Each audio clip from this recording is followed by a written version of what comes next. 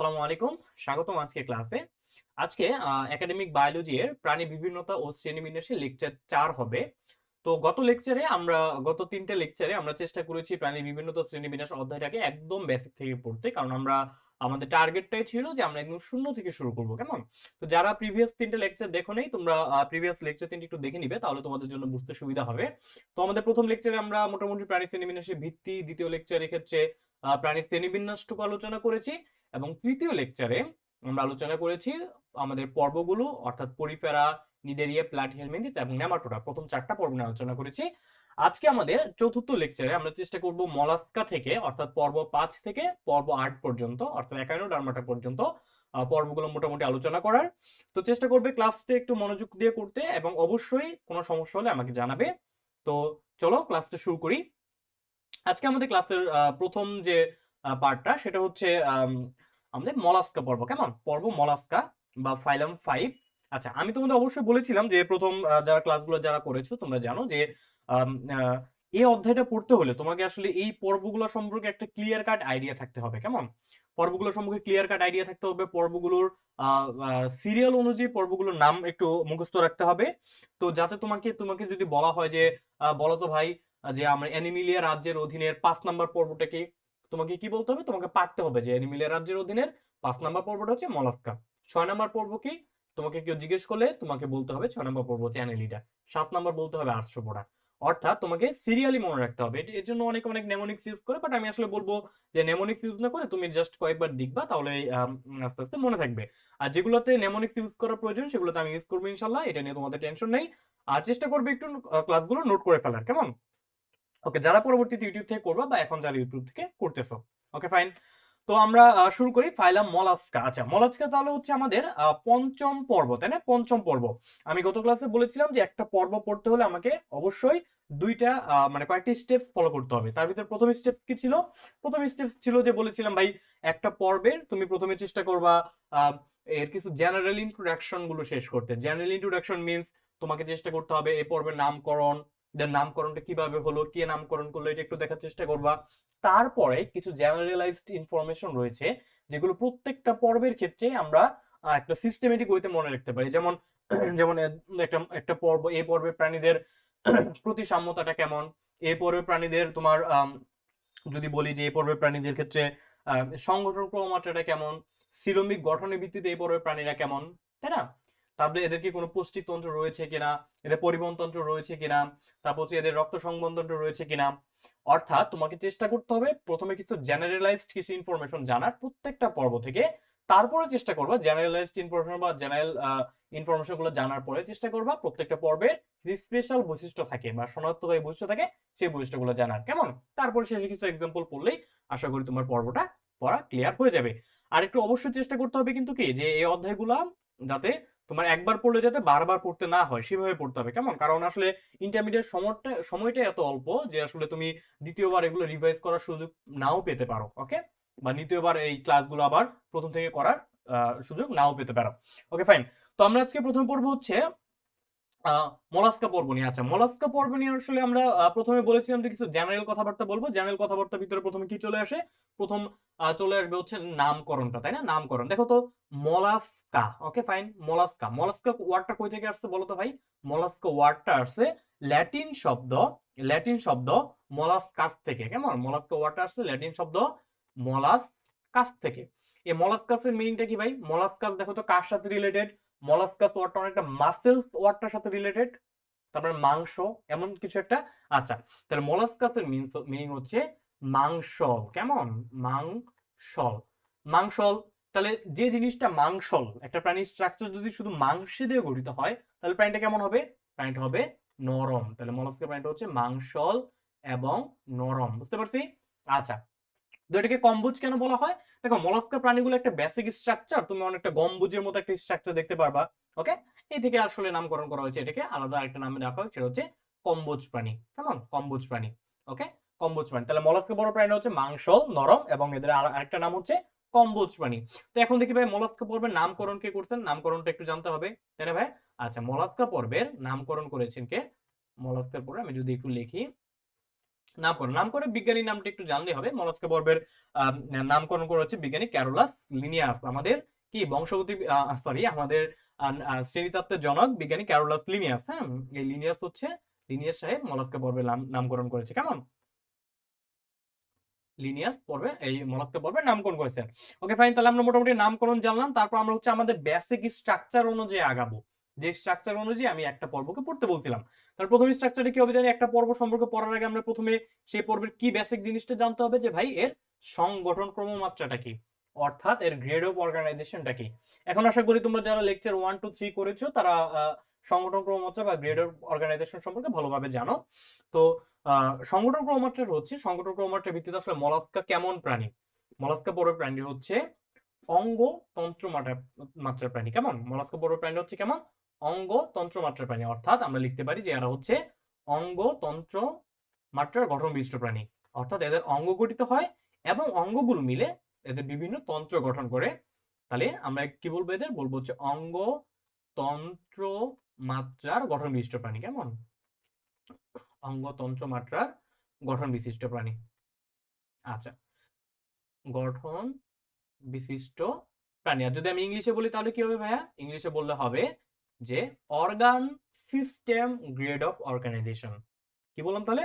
Organ system grade of organization হবে এদের সংগঠন ক্রমমাত্রা। কেমন? আচ্ছা, তারপরে যদি আমরা বলি ভ্রূণস্তরের ভিত্তিতে এরা কেমন, বলতো ভাই? ভ্রূণস্তরের ভিত্তিতে এরা কেমন? দেখো ভাই, ভ্রূণস্তরের ভিত্তিতে আমরা কি বলছিলাম যে পরিফেরা পর্বের প্রাণীতে কোনো কোষীয় স্তর থাকে না, দ্যাটস তাদের কোনো ভ্রূণীয় স্তর নেই। বাট নিডারিয়া পর্বের প্রাণীরা হচ্ছে দ্বিস্তরী, এবং প্ল্যাটিহেলমিনথিস থেকে বাকি পর্বগুলো অর্থাৎ প্ল্যাটিহেলমিনথিস থেকে একদম কর্নাটা পর্যন্ত সবগুলো পর্বের প্রাণীরা কেমন? ত্রিস্তরী। তাহলে আমরা বলতে পারি যে এদের হচ্ছে ভ্রূণস্তরী ভিত্তিতে এরা কেমন? এরা হচ্ছে ত্রিস্তরী প্রাণী, তাই না? এরা হচ্ছে বা এটা হচ্ছে কি ত্রিস্তরী পর্ব। ওকে, এরা হচ্ছে কি ত্রিস্তরী পর্ব। তাহলে ত্রিস্তরী পর্ব হলে জানি কি হইতে হবে ভাইয়া, বলো তো? ত্রিস্তরী পর্বের ক্ষেত্রে কি থাকবে? আমরা একটা বেসিক স্ট্রাকচার জানি যে ত্রিস্তরী যেহেতু, তাহলে এদের কোষগুলো বিন্যস্ত হবে কিভাবে? সবার ভ্রূণ অবস্থায় এদের কোষগুলো বাইরে একটা তৈরি করবে অ্যাক্টোডার্ম, মাঝে মেসোডার্ম এবং সবার ভিতর হবে হচ্ছে এন্ডোডার্ম। তো আশা করি এটা নিয়ে বর্ণনা দিতে হবে না, আমি যার লেকচার 1 2 3 করেছো তারা এই ব্যাপারটা অলরেডি জানো। তারপর যদি আমরা সিলোমের অন্তর্গঠনের ভিত্তিতে যদি বলি যে এদের সিলোমটা কেমন, সিলোমটা কেমন? আচ্ছা, তো সিলোমের ভিত্তিতে আমরা ক্লাসিফিকেশন যদি তোমাদের আরেকবার বলি যে দেখো সিলোমের ভিত্তিতে কি ছিল, আমাদের পরিফেরা পর্বের প্রাণীরা ছিল অ্যাসিলোমেট, নিডারিয়া পর্বের প্রাণীরা ছিল হচ্ছে অ্যাসিলোমেট, প্ল্যাটিহেলমিনথিস পর্বের প্রাণীরাও ছিল অ্যাসিলোমেট। কেমন? তারপরে আমরা যে নেমাটোডা পেয়েছি 4 নম্বর পর্ব, সেটা ছিল কি সিউডোসিলোমেট। বাট এই মলাস্কা পর্ব থেকে শুরু করে কোয়াড্রাটা পর্যন্ত বাকি যে পর্বগুলো রয়েছে সবাই হচ্ছে প্রকৃত সিলোম যুক্ত, অর্থাৎ ইউসিলোমেট। তাহলে সিলোমের ভিত্তিতে মলাস্কা পর্বটা কেমন? এরা হচ্ছে ইউসিলোমেট। কেমন? এরা হচ্ছে কি ইউসিলোমেট, ইউসিলোমেট, ইউসিলোমেট ইউসিলোমেট বা কেমন প্রাণী ভাই? ইউসিলোমেট বা প্রকৃত সিলোমযুক্ত প্রাণী। কেমন? ইউসিলোমেট বা প্রকৃত সিলোমযুক্ত প্রাণী, প্রকৃত সিলোমযুক্ত, বুঝতে পারছি। অর্থাৎ এদের ক্ষেত্রে কি হয়? এদের ক্ষেত্রে মেসোডার্ম কোষ থেকে একটা গহ্বর সৃষ্টি হয়, যেটা মেসোডার্মাল কোষে নির্মিত হয় এবং যেটা পেরিটোনিয়াম পর্দা দ্বারা আবৃত থাকে। কেমন? তাহলে সিলোমের ভিত্তিতে বললাম এরা হচ্ছে ইউসিলোমেট বা প্রকৃত সিলোমযুক্ত প্রাণী। Okay fine. তারপর যদি বলি যে ভাই দেখো তো এদের কোনো সংবহনতন্ত্র আছে কিনা, যেহেতু আমরা জেনারেলাইজড কিছু বৈশিষ্ট্য পড়তেছি তো আমরা আগেই বলে নিব এদের, হ্যাঁ এদের সংবহনতন্ত্র রয়েছে। এদের কি রয়েছে? এদের সংবহনতন্ত্র রয়েছে। কেমন সংবহনতন্ত্র রয়েছে? এদের রক্ত সংবহনতন্ত্র রয়েছে। কেমন প্রকৃতির? আমরা জানি রক্ত সংবহনতন্ত্র দুই প্রকৃতির হয়, একটা হচ্ছে মুক্ত রক্ত সংবহনতন্ত্র, আর হচ্ছে বদ্ধ রক্ত সংবহনতন্ত্র। বাট এদের ক্ষেত্রে কি হবে? এদের ক্ষেত্রে মুক্তটাই হবে, একটু মডিফিকেশন রয়েছে। এদের ক্ষেত্রে হবে কি? এদের ক্ষেত্রে হচ্ছে অর্ধমুক্ত রক্ত সংবহনতন্ত্র দেখা যায়। কেমন? এদের ক্ষেত্রে কি বলবো আমরা ভাই? এদের ক্ষেত্রে বলবো যে আমরা অর্ধমুক্ত রক্ত সংবহনতন্ত্র দেখা যায়, রক্ত সংবহনতন্ত্র দেখা যায়। এদের ক্ষেত্রে অর্ধমুক্ত রক্ত সংবহন তন্ত্র দেখা যায়। ওকে ফাইন, তাহলে আমরা রক্ত সংবহনতন্ত্রের কথা বলে ফেললাম। তারপরে জানি আমরা কি বলবো ভাইয়া? তারপরে বলবো হচ্ছে এদের কোনো লার্ভা দশা রয়েছে কিনা। আমরা যদি একটু দেখার চেষ্টা করি যে এদের ক্ষেত্রে কোনো লার্ভা দশা রয়েছে, হ্যাঁ এদের ক্ষেত্রে ট্রাকোফোর নামক লার্ভা দশা রয়েছে। এদের ক্ষেত্রে কেমন লার্ভা দশা রয়েছে? ট্রাকোফোর। তাহলে লার্ভা দশা কোনটা হবে? তাহলে এই মোলাস্কা বড় প্রাণীদের ক্ষেত্রে লার্ভা দশা হবে কোনটা? লার্ভা দশা হচ্ছে ট্রাকোফোর। কেমন? লার্ভা দশা হচ্ছে ট্রাকোফোর, ট্রকোফোর। ওকে, তো ট্রকোফোর লার্ভা দশা হতে পারে, কিংবা ট্রকোফোর বা ভেলিজার লার্ভ দশা থাকে, কেমন? ভেলিজার বা গ্লাচিডিয়াম, যাই হোক, ট্রকোফোর বা ভেলিজার, এটাকে ভেলিজারও বলে, ভেলিজার বা বা আরেকটা লার্ভ দশা থাকতে পারে, সেটা কোনটা? গ্লচিডিয়াম। ট্রকোফোর বা ভেলিজার বা গ্লচিডিয়াম লার্ভ দশা থাকে। ওকে, ফাইন, বুঝতে পারছি। আচ্ছা, তো এগুলো ছিল এই পর্বের মোটামুটি হচ্ছে বেসিক কিছু স্ট্রাকচার। যে বেসিক স্ট্রাকচারের মধ্যে কি কি বললাম, যে ফার্স্ট অফ অল পর্বটির নামকরণ, কেন মলাস্কা নাম হয়েছে, কারণ ল্যাটিন মলাস্কাস মিন্স মাংসলকে নরম, সেখান থেকে নাম হচ্ছে মলাস্কা। আরেকটা নাম হচ্ছে কম্বোজ প্রাণী, নামকরণ করছে বিজ্ঞানী ক্যারোলাস লিনিয়াস। অঙ্গ তন্ত্রমাটা গঠনবিষ্ট প্রাণী এরা, এরা হচ্ছে ত্রিস্তরী প্রাণী। দেন এদের সিলোমটা কেমন, এরা হচ্ছে প্রকৃত সিলোমযুক্ত প্রাণী। তারপর এদের রক্ত সংবন্ধনটা কেমন, এদের ক্ষেত্রে অর্ধমুক্ত রক্ত সংবন্ধনটা দেখা যায়, কেমন? অর্ধমুক্ত রক্ত সংবন্ধন দেখা যায়, যেটা আসলে বেসিক্যালি মুক্ত রক্ত সংবন্ধনেরই একটা প্রকারভেদ। ওকে, তারপরে লার্ভ দশাটা কেমন? লার্ভ দশা হচ্ছে ট্রকোফোর বা ভ্যালিজার বা গ্লচিডিয়াম। তাহলে এগুলো মোটামুটি কি ছিল বলতো? এদের ছিল সাধারণ বৈশিষ্ট্য, তাই না?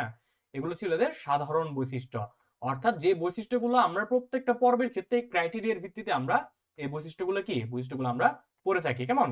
আচ্ছা, তো তারপরে আমাদের আরেকটু জিনিস জানতে হবে, যে দেখো এই প্লাটি হেলমিনথিস পর্বের তো আমরা মোটামুটি একটা ওভারঅল একটা আইডিয়া পাইলাম পর্বটা সম্পর্কে, তাই না?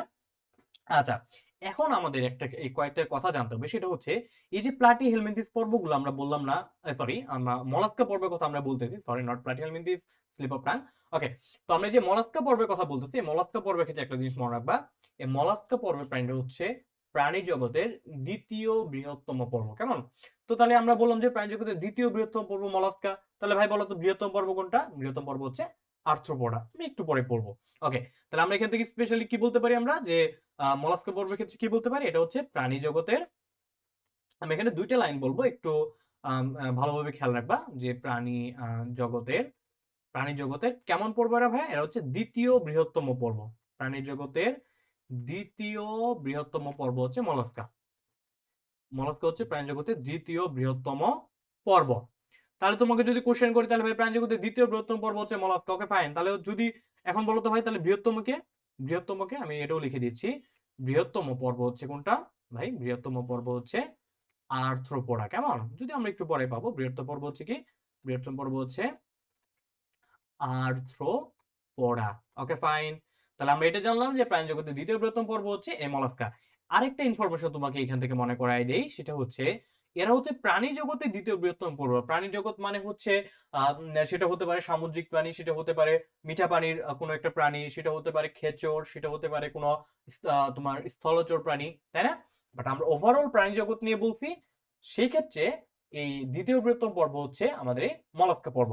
ওকে, বাট আমরা যদি আরেকটু পার্টিকুলারলি আমরা যদি শুধুমাত্র সামুদ্রিক প্রাণীর ক্ষেত্রে বলি, দেখো আমি কিন্তু অন্যান্যগুলো বাদ দিচ্ছি, জাস্ট সামুদ্রিক, তাহলে কি হবে, যে সামুদ্রিক প্রাণীর বৃহত্তম পর্ব, সামুদ্রিক প্রাণী, আমি কিন্তু শুধু সামুদ্রিক কথাটা বলছি, আমি বারবার মেনশন করে দিচ্ছি, সামুদ্রিক প্রাণীর বৃহত্তম পর্ব কোনটা?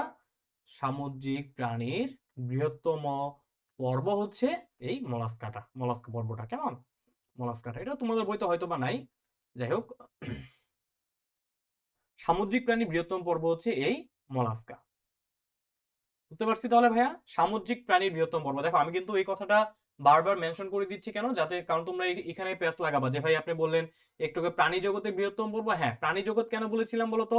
ওভারঅল সমস্ত প্রাণী জগৎ মিন্স পৃথিবীতে বিরাজমান সমস্ত প্রাণীর ভিতরে যত পর্ব রয়েছে, তাদের পর্বের ভিতরে দ্বিতীয় বৃহত্তম পর্ব হচ্ছে মলাস্কা, আর সবচেয়ে বৃহত্তম পর্ব হচ্ছে আর্থ্রোপোডা। বাট যদি আমরা পার্টিকুলারলি শুধু সামুদ্রিক প্রাণী নিয়ে কথা বলি, সেক্ষেত্রে সামুদ্রিক প্রাণীর ক্ষেত্রে বৃহত্তম পর্ব হবে এই মলাস্কা। কথা ক্লিয়ার? সামুদ্রিক প্রাণীর বৃহত্তম পর্ব হচ্ছে এই মলাস্কা, বুঝতে পারছি? আচ্ছা, তাহলে এই মলাস্কা পর্বের কিছু প্রাণীর আমরা যদি এক্সাম্পল প্রথমে একটু জানার চেষ্টা করি, তাহলে বলো তো এক্সাম্পলের ভিতর কি কি হতে পারে? এক্সাম্পলের ভিতর হতে পারে যে আমাদের আশেপাশে দেখা শামুক, ঝিনুক, আবার আমরা দেখি অক্টোপাস, এগুলো সবই হচ্ছে মলাস্কা পর্বের প্রাণী, কেমন? তো আমরা ধীরে ধীরে জানবো, আমরা এখন একটু এর স্পেশাল বৈশিষ্ট্যের দিকে যাব, কেমন? তো স্পেশাল বৈশিষ্ট্যের ভিতরে আমরা কি কি পাবো, যদি আমি স্পেশাল বৈশিষ্ট্যের দিকে যাই, স্পেশাল বৈশিষ্ট্যের ক্ষেত্রে কি কি পাবো দেখো। ফার্স্ট অফ অল এদের দেহগুলো কেমন ভাই? আচ্ছা, স্পেশাল বৈশিষ্ট্যটা আমি একটু লিখে দিচ্ছি। ওকে, তাহলে এদের ক্ষেত্রে আমরা পাবো স্পেশাল বৈশিষ্ট্য, হ্যাঁ, যে বৈশিষ্ট্যগুলোর কারণে যে বৈশিষ্ট্যগুলোর কারণে আসলে এই মলাস্কা পর্বের প্রাণীরা বা এই প্রাণীরা মলাস্কা পর্বে ইনক্লুডেড হয়েছে বা অন্তর্ভুক্ত হয়েছে। তো স্পেশাল বৈশিষ্ট্যগুলো গুলো কি কি পাবো আমরা? এক নম্বরে কি পাবো বলতো স্পেশাল বৈশিষ্ট্যের ভিতরে, যেটা আমরা নামকরণ থেকে দেখে আসছি, তাই না? আমরা বলছিলাম মলাস্কা, দ্যাট মিনস প্রাণীগুলো কেমন হবে? প্রাণীগুলোর দেহ হবে নরম। নরম কেন? মাংসল, অর্থাৎ এদের দেহটা হবে অনেকটা একটা মাংসপিণ্ডের মতো। তাহলে আমরা কি বলবো স্পেশাল বৈশিষ্ট্যের মধ্যে? দেহ দেহ কেমন হবে বলতো ভাইয়া? দেহ হবে নরম ও মাংসল। দেহ নরম ও মাংসল হবে, হ্যাঁ? দেহ নরম ও মাংসল হবে। আচ্ছা, আরেকটা জিনিস আমি একটু মিস করে এসেছি। দেখো আমরা আগের যে স্পেশাল জেনারেল বৈশিষ্ট্যের ভিতরে আমরা আরেকটা জিনিস বাদ দিয়েছিলাম। সেটা হচ্ছে কি, দেখো তো ভাই, এই যে নামকরণ, অঙ্গতন্ত্র গঠন, ত্রিস্তর, এগুলো বাদেও আরেকটা জিনিস রয়েছে, সেটা হচ্ছে প্রতিসাম্যতা। আমরা এখানে ছোট করে লিখে দেই যে প্রতিসাম্যতাটা কেমন বলতো? আচ্ছা, আমি এখানে নিচে লিখে দিচ্ছি যে এদের প্রতিসাম্যতাটা কেমন। এদের প্রতিসাম্যতাটা হবে, দেখো ভাইয়া, এদের প্রতিসাম্যতাটা আমাদের ইম্পর্টেন্ট, তাই না? প্রতিসাম্যতা, প্রতিসাম্যতা কেমন? প্রতিসাম্যতা হচ্ছে এরা হচ্ছে কি, এরা হচ্ছে দ্বিপার্শ্বীয় প্রতিসম। হ্যাঁ, এটা হচ্ছে দ্বিপার্শ্বীয় প্রতিসম। হ্যাঁ, দ্বিপার্শ্বীয় প্রতিসম। এর হচ্ছে দ্বিপার্শ্বীয়, অর্থাৎ আমাদের এই যে মলাস্কাপুর প্রাণীদের তুমি কেন্দ্রীয় অক্ষ বরাবর দুইয়ের অধিক অর্ধাংশ বা একের অধিক অর্ধাংশে ভাগ করতে পারবা, কেমন? সেজন্য এটাকে আমরা বলতেছি দ্বিপার্শ্বীয় প্রতিসম। আরেকটা জিনিস মনে রাখবা, দ্বিপার্শ্বীয় প্রতিসম তাহলে তো ভাই এই যে তুমি ডান পাশে একটা চিত্র দেখো, এই যে চিত্র দেখো, এই যে যেটা আপেল শামুক আমি চিত্র দিয়ে রাখছি, এটা কি ভাই তুমি সমান দুই ভাগে ভাগ করতে পারবা? পারবা না। তাহলে একটু ব্যতিক্রম রাখবো। ব্যতিক্রমটা কি? এরা হচ্ছে দ্বিপার্শ্বীয় বৈষম্য। ব্যতিক্রম হচ্ছে গ্যাস্ট্রোপোড, কেমন? ব্যতিক্রম হচ্ছে, ব্যতিক্রম কারা? ব্যতিক্রম হচ্ছে গ্যাস্ট্রোপোড। গ্যাস্ট্রোপোড মানে হচ্ছে যারা কি, আচ্ছা দাঁড়া আমি লিখে দিচ্ছি প্রথমে। ব্যতিক্রম হচ্ছে গ্যাস্ট্রোপোড। গ্যাস্ট্রোপোড কারা বলতো? শামুক শ্রেণীর প্রাণীরা, কেমন? যারা হচ্ছে ডিরেক্ট শামুক। হ্যাঁ, শামুক শ্রেণীর প্রাণীরা, শামুক বা আপেল শামুক। ওকে, তাহলে এরা কেমন? গ্যাস্ট্রোপোড বা এরা হচ্ছে শামুক শ্রেণীর প্রাণী। এরা আসলে কেমন? এরা হচ্ছে অপ্রতিসম। এরা হচ্ছে কি ভাই? এরা হচ্ছে অপ্রতিসম। অপ্রতিসম। ওকে, তো আমরা এই যে প্রতিসাম্যতাটা আমি একটু আগে মিস করে গেছিলাম, আমি এটাও ইনক্লুড করে দিলাম। আশা করছি ক্লিয়ার। আচ্ছা, তো পরবর্তীতে আমরা আবার স্পেশাল বৈশিষ্ট্যে ফিরে যাই। তাহলে স্পেশাল বৈশিষ্ট্য প্রথমটা কি বললাম? যে দেহ নরম ও মাংসল, এবং দেহটা কেমন? দেহ হচ্ছে অখণ্ডকায়িত, কেমন? দেহ হচ্ছে অখণ্ডকায়িত। অখণ্ডকায়িত। কেন অখণ্ডকায়িত বললাম ভাইয়া? আমরা এর পরবর্তী পর্বটা যখন পড়বো তখনই আমরা এই অখণ্ডকায়িত কেন বলছি এটা ব্যাখ্যাটা পেয়ে যাবো। কারণ আমাদের কিছু প্রাণী থাকে যাদের কি হয়, যাদের দেহটা খণ্ডকায়িত হয়, অর্থাৎ যাদের ক্ষেত্রে কি দেখা যায়? সেগমেন্টেশন দেখা যায়। বাট এই যে মলাস্কা পর প্রাণীদের ক্ষেত্রে কোনো সেগমেন্টেশন দেখা যাবে না। বুঝতে পারছি? ওকে, ফাইন। তো ২ নাম্বার পয়েন্টটা কি হতে পারে মলাস্কা পর্বের স্পেশাল বৈশিষ্ট্যের ক্ষেত্রে? ২ নাম্বার পয়েন্টটা হবে যে দেখো, এদের এই যে আমি ডান পাশে একটা মলাস্কা পর্বের প্রাণী দিয়েছি, তাই না? আচ্ছা, এদের দেহে কি থাকবে? এদের সারা দেহ ম্যান্টল নামক একটা পাতলা পর্দা দিয়ে আবৃত থাকবে। এতে তুমি ডান পাশে একটা অক্টোপাসের ক্ষেত্রে দেখতে পারো, বা আমাদের বাম পাশের চিত্রটাই বেশি বেটার। বাম পাশে এই যে শামুকেরটা। তাহলে কি বলবো? সারা দেহ কি দিয়ে আবৃত থাকবে? একটা পর্দা দিয়ে আবৃত থাকবে। নাম কি ভাইয়া? ম্যান্টল। তাহলে সারা দেহ, সারা দেহ কি হবে ভাইয়া? সারা দেহ ম্যান্টল নামক পর্দা দ্বারা আবৃত থাকবে। এই ওয়ার্ডগুলো ভুল করা চলবে না, কেমন? সারা দেহ ম্যান্টল নামক পর্দা দ্বারা আবৃত থাকবে। হ্যাঁ, সারা দেহ ম্যান্টল নামক পর্দা দ্বারা আবৃত থাকবে। সারা দেহ ম্যান্টল নামক পর্দা দ্বারা আবৃত থাকবে। ওকে, ফাইন। তাহলে বুঝলাম যে দেহ অখণ্ডকায়িত আর সারা দেহ কি থাকবে? ম্যান্টল নামক পর্দা দ্বারা আবৃত থাকবে। ওকে, আচ্ছা। তো ৩ নাম্বার পয়েন্ট কি হবে বলতো? ৩ নাম্বার পয়েন্ট কি হবে? এই যে একটু আগে বললাম যে সারদা ম্যান্টল নামক পর্দা দ্বারা আবৃত থাকবে। ওকে? তো তোমরা যখন একটা শামুক দেখো, তোমরা আসলে আ একটা যদি মৃত শামুক হাতে নাও তাহলে কি পাবা? শামুকের একটা খোল পাবা। তাই না? একটা খোলস পাবা। ওকে? তাহলে কি হবে? এই যে ম্যান্টল যে পর্দা থাকবে, এই ম্যান্টল নামক পর্দা থেকে কি হবে? একটা চুনময় পদার্থ খরিত হবে। চুনময় পদার্থ মিনস কি? ক্যালসিয়াম কার্বনেট জাতীয় পদার্থ খরিত হবে। ওকে? তো ম্যান্টল নামক পর্দা থেকে যে চুনময় পদার্থ খরিত হবে সেটা দিয়ে কি হবে? এদের খোলক গঠিত হবে। ওকে, তাহলে আমরা কি লিখবো ৩ নাম্বার পয়েন্টটা? ৩ নাম্বার পয়েন্টটা আমরা দিব যে মেন্টল থেকে, এই যে মেন্টল নামক, অর্থাৎ এই দেহের বাইরে যে খোলকটা রয়েছে, দেহের বাইরে যে খোলকটা রয়েছে, এই যে খোলকটা দেখো, শক্ত খোলসটা যে রয়েছে, এটা কই থেকে করিতে হবে? এই যে মেন্টল নামক পর্দা থেকে করিতে হবে। কেমন? এটা হচ্ছে মেন্টল নামক পর্দা থেকে করিতে হবে। ওকে, তাহলে মেন্টল থেকে খরিত চুনময় পদার্থে, হ্যাঁ, চুনময় মেন্টল থেকে খরিত চুনময় পদার্থে কি করতে হবে ভাই? চুনময় পদার্থে এদের খোলক গঠিত হবে, এদের খোলক গঠিত হবে, এদের দেহের খোলক গঠিত হবে, এদের খোলক গঠিত হবে। খোলকের ভিতর খোলকটা কি করবে বলতো? এদের প্রোটেকশন দিবে, তাই না? তাহলে মেন্টল থেকে গঠিত চুনময় পদার্থে খোলক গঠিত হবে। Okay fine. তো এখন আমাকে বলো তো ভাই, এই যে চুনময় পদার্থের খোলক গঠিত হলে এদের আমাদের বাস্তবিক কোনো প্রয়োগ আছে কিনা? হ্যাঁ, বাস্তবিক প্রয়োগ আছে। ওই যে আমরা আমাদের যারা পান খায়, সিনিয়র সিটিজেনরা যারা পান খায়, তারা পানির সাথে যে চুনটা ব্যবহার করে, সেই চুনটা কিন্তু কি আসলে ক্যালসিয়াম হাইড্রোক্সাইডের সলিউশনটা খায়, তাই না? এই যে চুন, পান খাওয়া যে চুন, এটা তোমরা জানলে অবাক হবে যে সেটা কিন্তু উৎপন্ন করা হয় এই শামুক ঝিনুকের খোলস থেকে। বুঝতে পারছি? শামুক ঝিনুকের খোলস থেকে পান খাওয়া চুনটা উৎপন্ন করা হয়। কিভাবে? খুবই সহজ এক্সাম্পল। আমরা জানি যে চুনে কি থাকে? চুনময় পদার্থ অর্থাৎ থাকে হচ্ছে তোমার ক্যালসিয়াম কার্বনেট, তাই না? ক্যালসিয়াম কার্বনেট থাকে। তুমি ক্যালসিয়াম কার্বনেটকে কি করে তারা? প্রথম হচ্ছে তাপে বিয়োজিত করে।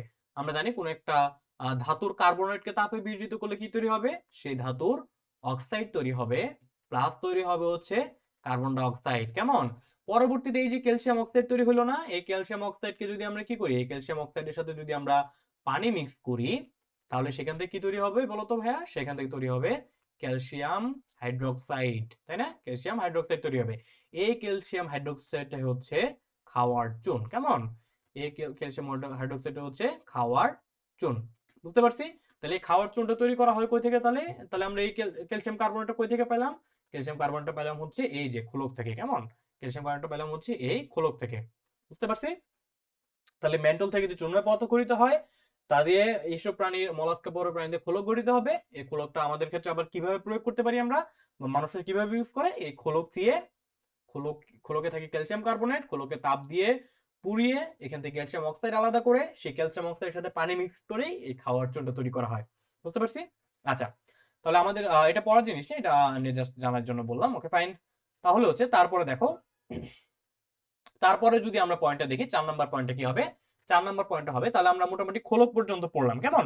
আচ্ছা, তারপরে এদের ক্ষেত্রে মোস্ট ইম্পর্টেন্ট আরেকটা জিনিস আছে, সেটা হচ্ছে কি ভাই, এদের এদের ক্ষেত্রে কি থাকবে?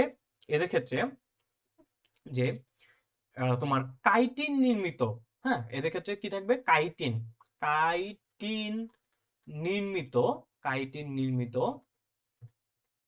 নির্মিত রেডুলা, কাইটিন নির্মিত কি থাকবে ভাইয়া?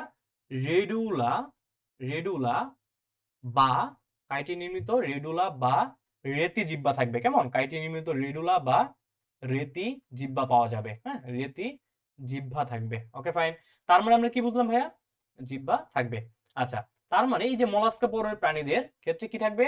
এদের ক্ষেত্রে একটা রেডুলা বা রেতি জিহ্বা পাওয়া যাবে। সেটা কি নির্মিত হবে? অবশ্যই কাইটিন নির্মিত হবে। এখন কাইটিন জিনিসটা কি? কাইটিন জিনিসটা হচ্ছে নাইট্রোজেন গঠিত এক ধরনের পলিস্যাকারাইড। কেমন? কাইটিন হচ্ছে কি? নাইট্রোজেন গঠিত কিংবা নাইট্রোজেন যুক্ত এক ধরনের পলিস্যাকারাইড। ওকে, বুঝতে পারছি কাইটিন জিনিসটা কি? কাইটিন হচ্ছে নাইট্রোজেন যুক্ত এক ধরনের পলিস্যাকারাইড।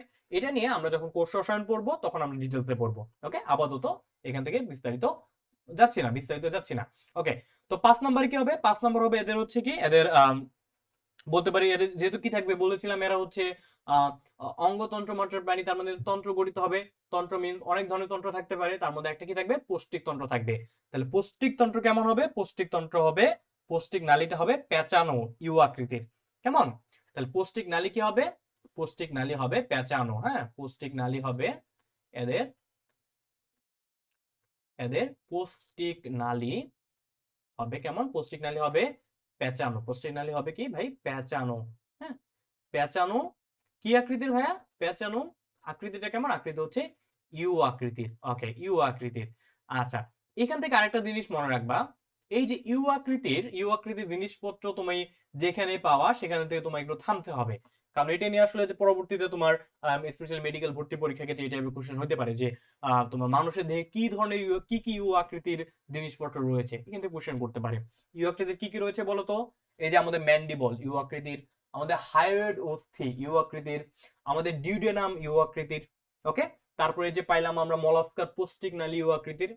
ওকে, বুঝতে পারছি? আচ্ছা, একটু মনে রাখার চেষ্টা করিও, ভবিষ্যতে আমরা এগুলো পাবো, এটা নিয়ে সমস্যার কিছু নেই ভাই। আচ্ছা, তারপর 6 নম্বর পয়েন্টে কি হবে বলতো? 6 নম্বর পয়েন্টে আমরা দিতে পারি যে আমরা একটু আগে রক্ত সংবহন তন্ত্রের কথা বলছিলাম, তাই না? তাহলে আমরা এটাও এখানে ইনক্লুড করে দিতে পারি যে এদের কি থাকবে? এদের হচ্ছে অর্ধমুক্ত রক্ত সংবহন তন্ত্র থাকবে। কেমন? এদের ক্ষেত্রে কি থাকবে ভাইয়া? এদের ক্ষেত্রে অর্ধমুক্ত রক্ত সংবহনতন্ত্র থাকবে। অর্ধমুক্ত রক্ত সংবহন তন্ত্র থাকবে। আচ্ছা, তো অর্ধমুক্ত রক্ত সংবহন তন্ত্র থাকবে। Okay fine. তাহলে এখন হচ্ছে অর্ধমুক্ত রক্ত সংবহন তন্ত্র, দ্যাট মিনস এটা আসলে কি রক্ত সংবহন তন্ত্রের কোন পার্টের ভিতরে পড়তেছে? মুক্ত পার্টের ভিতরে পড়তেছে। তাহলে রক্ত সংবহন তন্ত্র যখন মুক্ত রক্ত সংবহন তন্ত্র কোনো একটা প্রাণীতে থাকবে, তখন কি হবে সেক্ষেত্রে? সেক্ষেত্রে রক্তটা তার দেহ গহ্বর উন্মুক্ত হবে। আর রক্তটা দেহ গহ্বর উন্মুক্ত হলে সেই রক্তপূর্ণ দেহ গহ্বরকে আমরা কি বলবো? রক্তপূর্ণ দেহ গহ্বর বলবো হচ্ছে হিমোসিল। তাহলে কি থাকবে এক্ষেত্রে? এদের ক্ষেত্রে হচ্ছে তোমার হিমোসিল থাকবে। কেমন? তাহলে এদের ক্ষেত্রে থাকবে হচ্ছে হিমোসিল থাকবে। তাহলে এদের ক্ষেত্রে হিমোসিল থাকবে। এদের ক্ষেত্রে কি থাকবে ভাইয়া? হিমোসিল উপস্থিত থাকবে। হিমোসিল উপস্থিত থাকবে। হিমোসিল উপস্থিত থাকবে। আর কি থাকবে ভাইয়া? যেহেতু হিমোসিল থাকবে এবং অর্ধমুক্ত রক্ত সংবহনতন্ত্র থাকবে, দ্যাট মিনস রক্ত সংবহনতন্ত্র থাকবে, দ্যাট মিনস এখানে এদের আরো হৃৎপিণ্ডও থাকবে, এদের রক্তনালীগুলোও থাকবে। বুঝতে পারছি? সেটা লিখলাম না। ওকে, পরবর্তী পয়েন্টটা কি হইতে পারে বলতো? পরবর্তী পয়েন্ট হইতে পারে এদের, তাহলে এদের রক্তটা কেমন হবে বলতো? রক্তটা হবে কেমন? রক্তটা হবে তোমার অনেকটা নীলচে বর্ণের। ওকে, রক্তটা হবে নীলচে বর্ণের। এটা দরকার নাই, এটা বলবা যে এদের রক্তে, রক্তে কি রঞ্জক থাকবে বলতো? রক্তে হিমোসায়ানিন, একটু মনে রাখবা, হিমোসায়ানিন, রক্তে হিমোসায়ানিন কি থাকবে? হিমোসায়ানিন রঞ্জক থাকবে। হ্যাঁ, হিমোসায়ানিন নামক রঞ্জক থাকবে। ওকে, নামক রঞ্জন থাকবে। এখন আমাকে বলো তো ভাই, এই যে হিমোসায়ানিন যে রঞ্জক, এটা বুঝলাম কিভাবে? আমরা এই হিমোসায়ানিনের মতো অন্য কিছু পেয়েছিলাম কিনা কখনো? ওকে, রক্তে হিমোসায়ানিন নামক রঞ্জক থাকবে। আচ্ছা, তো এই যে রঞ্জক, রক্ত রঞ্জক নিয়ে আমরা আসলে আমাদের জানা থাকার কথা কিছুটা, কারণ আমরা মানুষের ক্ষেত্রে কি পড়েছিলাম বলতো? মানুষের রক্তে হিমোগ্লোবিন থাকে, তাই না? মানুষের থাকে হচ্ছে কি? হিমোগ্লোবিন। মানুষের থাকে হচ্ছে হিমোগ্লোবিন। আচ্ছা, তো হিমোগ্লোবিন থাকে হচ্ছে মানুষে। এখন আমাকে বলো ভাই, হিমোগ্লোবিন থাকে হচ্ছে মানুষে, তো হিমোগ্লোবিন কি নিয়ে তৈরি?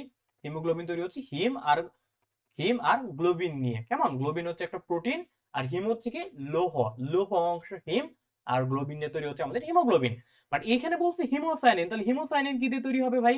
হিম মানে কি ভাই? হিম মানে তো আবার হচ্ছে তোমার, সরি, হিমোসায়ানিন। তাহলে হিমোসায়ানিনের ক্ষেত্রে কি দিয়ে তৈরি হবে? হিমোসায়ানিন মনে রাখবা, এক্ষেত্রে তৈরি হবে হচ্ছে কপার। হিমোসায়ানিনটা তৈরি হবে হচ্ছে কপার প্লাস, প্লাস কি হবে বলতো? প্লাস হচ্ছে আমিষ বা প্রোটিন দিয়ে থাকবে। হ্যাঁ, তাহলে কপার এবং আমিষ নির্মিত এক ধরনের রঞ্জক পদার্থ এদের রক্তে অবস্থান করবে। ওকে, তাছাড়া কি থাকবে এদের রক্তে? আমরা পাইলাম যে রক্ত সংবহনতন্ত্র পাইলাম, রক্তে রঞ্জক পাইলাম। এখন কি তোমার এখানে রক্তকোষ থাকতে হবে, তাই না? রক্তকোষ থাকতে হবে বা তোমার হচ্ছে রক্তকণিকা থাকতে হবে। তাহলে এদের কি রক্তকণিকা থাকবে? এদের অ্যামিবোসাইট নামক রক্তকণিকা থাকবে। কেমন? তাহলে অ্যামিবোসাইট নামক রক্তকণিকা থাকবে। অ্যামিবোসাইট নামক রক্তকণিকা থাকবে। বুঝতে পারছি? এমিবোসাইট নামক রক্তকণিকা থাকবে, যেটা আমাদের ডাব্লিউবিসির মতো। কেমন? আমাদের ডাব্লিউবিসি আমাদের শ্বেত রক্তকণিকার মতন। তাহলে এমিবোসাইট নামক রক্তকণিকা থাকবে। তারপরে যদি আমরা বলি যে, তাহলে দেখো ভাই, এদের যেহেতু শ্বসন তন্ত্র আছে, আমরা বলেছিলাম এরা হচ্ছে অঙ্গতন্ত্র মাটার প্রাণী, এদের বিভিন্ন ধরনের তন্ত্র গঠিত হবে। তার মধ্যে রক্ত সংবহন তন্ত্র নিয়ে আমরা অলরেডি বললাম। এখন তাছাড়া এদের কি হতে পারে? এদের ক্ষেত্রে হচ্ছে তোমার আরো অনেক ধরনের সংবহন তন্ত্র হতে পারে। তার মধ্যে একটা হচ্ছে তোমার এদের ক্ষেত্রে আমরা শ্বসন তন্ত্র পেতে পারি। কেমন? তাহলে এদের ক্ষেত্রে আমরা কি বলবো ভাই? শ্বসনতন্ত্র বলবো। হ্যাঁ, তাহলে আমরা বলবো হচ্ছে শ্বসনতন্ত্র উপস্থিত। ওকে, শ্বসনতন্ত্র উপস্থিত থাকবে। তাহলে শ্বসনতন্ত্র উপস্থিত, তাহলে শ্বসনতন্ত্র উপস্থিত, দ্যাট মিনস এখানে শ্বসন অঙ্গ থাকবে। তাহলে এদের ক্ষেত্রে শ্বসন অঙ্গ হিসেবে কি থাকবে বলো তো ভাই? শ্বসন অঙ্গ হিসেবে থাকবে হচ্ছে কি? শ্বসন অঙ্গ হবে ফুলকা। এদের ক্ষেত্রে ফুলকা থাকবে। আর কি থাকবে ভাইয়া? এদের ক্ষেত্রে ফুলকা থাকবে শ্বসন অঙ্গ হিসেবে। আর এই যে আমরা একটু আগে বলেছিলাম না, এদের মেন্টল নামক পর্দা থাকবে। মেন্টল নামক পর্দা থাকবে বলেছিলাম। হ্যাঁ, এই মেন্টল নামক পর্দা দিয়েও এরা কিছুটা শ্বসন করতে পারবে। তাহলে শ্বসন অঙ্গ হিসেবে থাকবে ফুলকা, আর থাকবে হচ্ছে মেন্টল পর্দা। কেমন? ফুলকা আর হচ্ছে মেন্টল পর্দা। বুঝতে পারছি? এটা হবে এদের শ্বসন অঙ্গ। ওকে, তো মোটামুটি আমরা হচ্ছে এই এই পর্ব, অর্থাৎ আমাদের মলাস্কা পর্ব নিয়ে মোটামুটি বললাম। যদি আমি আরেকবার একটু রিভিউ করে দেই, রিভিউটা যদি করি, যে দেখো ভাই, প্রথমে এদের আমরা কিছু সাধারণ বৈশিষ্ট্য পাবো। সাধারণ বৈশিষ্ট্যের ভিতরে নামকরণটা পড়তে বলেছিলাম, যে মাংসল বা নরম, এদেরকে বলা হবে কম্বুজ প্রাণী। নামকরণ করেছেন বিজ্ঞানী ক্যারোলাস লিনিয়াস। এরা হচ্ছে সংগঠন ক্রমাটের দিক দিয়ে হচ্ছে অঙ্গতন্ত্র মাঠে গঠন বিশিষ্ট প্রাণী। এরা হচ্ছে ত্রিস্তরী প্রাণী। এদের সিলোমের ভিত্তিতে এরা হচ্ছে ইউসিলোমেট বা প্রকৃত সিলোমযুক্ত, অর্থাৎ এদের সিলোমিক গহ্বরটা থাকবে। তারপর এদের হচ্ছে অর্ধমুক্ত রক্ত সংবহনতন্ত্র দেখা যাবে। এদের লার্ভা দশা থাকবে হচ্ছে ট্রকোফোর কিংবা ভ্যালিজার। এরা হচ্ছে প্রাণী জগতের দ্বিতীয় বৃহত্তম পর্ব, ওভারঅল প্রাণী জগতের দ্বিতীয় বৃহত্তম পর্ব। আর শুধু যদি আমি বলি শুধু সামুদ্রিক প্রাণীদের ভিতরে এদের অবস্থানটা কেমন, সামুদ্রিক প্রাণীদের ভিতরে এদের সংখ্যা সবচেয়ে বেশি, অর্থাৎ এরা হচ্ছে সামুদ্রিক প্রাণী বৃহত্তম পর্ব। এদের প্রতিসাম্যতাটা হচ্ছে কেমন, এরা প্রতিসাম্য হচ্ছে এরা দ্বিপার্শ্বীয় প্রতিসাম্য। ব্যতিক্রম কোনটা, ব্যতিক্রম হচ্ছে গ্যাস্ট্রোপোড, অর্থাৎ শামুক যে প্রাণীগুলো রয়েছে এদের শামুকগুলো হবে অপ্রতিসাম্য। বুঝতে পারছি? আচ্ছা, এগুলো ছিল সাধারণ বৈশিষ্ট্য। আর স্পেশাল বৈশিষ্ট্যের ভিতরে কি কি বলবো আমরা? প্রথমে হচ্ছে এদের দেহটা নরম, মাংসল, অখণ্ডকায়িত, সারা দেহ ম্যান্টল নামক পাতলা পর্দা দিয়ে আবৃত থাকবে। এখন এই যে ম্যান্টল নামক যে একটা পর্দা থাকবে সারা দেহে, ম্যান্টল থেকে আবার চুনময় পদার্থ খরিত হবে। চুনময় মিন্স ক্যালসিয়াম কার্বনেট সমৃদ্ধ পদার্থ, যেটা দিয়ে কি হবে, যেটা দিয়ে এদের খোলক বা বাইরের শেলটা গঠিত হবে। কেমন? এই যে ডান পাশের চিত্রে তুমি দেখতে পাচ্ছ যে শামুকের বাইরে যে খোলক রয়েছে সেটা গঠিত হবে হচ্ছে তোমার এই তোমার ম্যান্টল থেকে খরিত পদার্থে। তারপরে কি থাকবে, এদের কাইটিন নির্মিত রেডুলা বা রেতে জিহ্বা থাকবে। পুষ্টিক নালী থাকবে, অর্থাৎ পুষ্টিক তন্ত্র থাকবে, বাট পুষ্টিক নালীটা হবে কেমন, প্যাঁচানো, ইউ আকৃতির। তারপরে এদের অর্ধমুক্ত রক্ত সংবহন তন্ত্র থাকবে। দ্যাট মিন্স এদের ক্ষেত্রে কি থাকবে, এদের ক্ষেত্রে হিমোসিল থাকবে। কেন? কারণ রক্তটা দেহ গহ্বরে উন্মুক্ত হচ্ছে। এদের রক্ত, তাহলে রক্ত পেলাম, তাহলে রক্তের কি কি থাকতে হবে, রক্ত রস থাকতে হবে, রক্ত কণিকা থাকতে হবে, রক্ত রঞ্জক থাকতে হবে। কেমন? তাহলে রক্তের রঞ্জক পদার্থ হিসেবে কি থাকবে, হিমোসায়ানিন থাকবে। মানুষের ক্ষেত্রে ভাই কোনটা থাকে, হিমোগ্লোবিন থাকে। হিমোসায়ানিন কি দিয়ে তৈরি, কপার আর আমিষ। আর মানুষের হিমোগ্লোবিন কি দিয়ে তৈরি, মানুষের হিমোগ্লোবিন তৈরি হচ্ছে তোমার লৌহ আর আমিষ দিয়ে। কেমন? আচ্ছা, তারপর হচ্ছে দেখো এদের অ্যামিবোসাইট নামক রক্তকণিকাও থাকবে, এদের শ্বসনতন্ত্র থাকবে।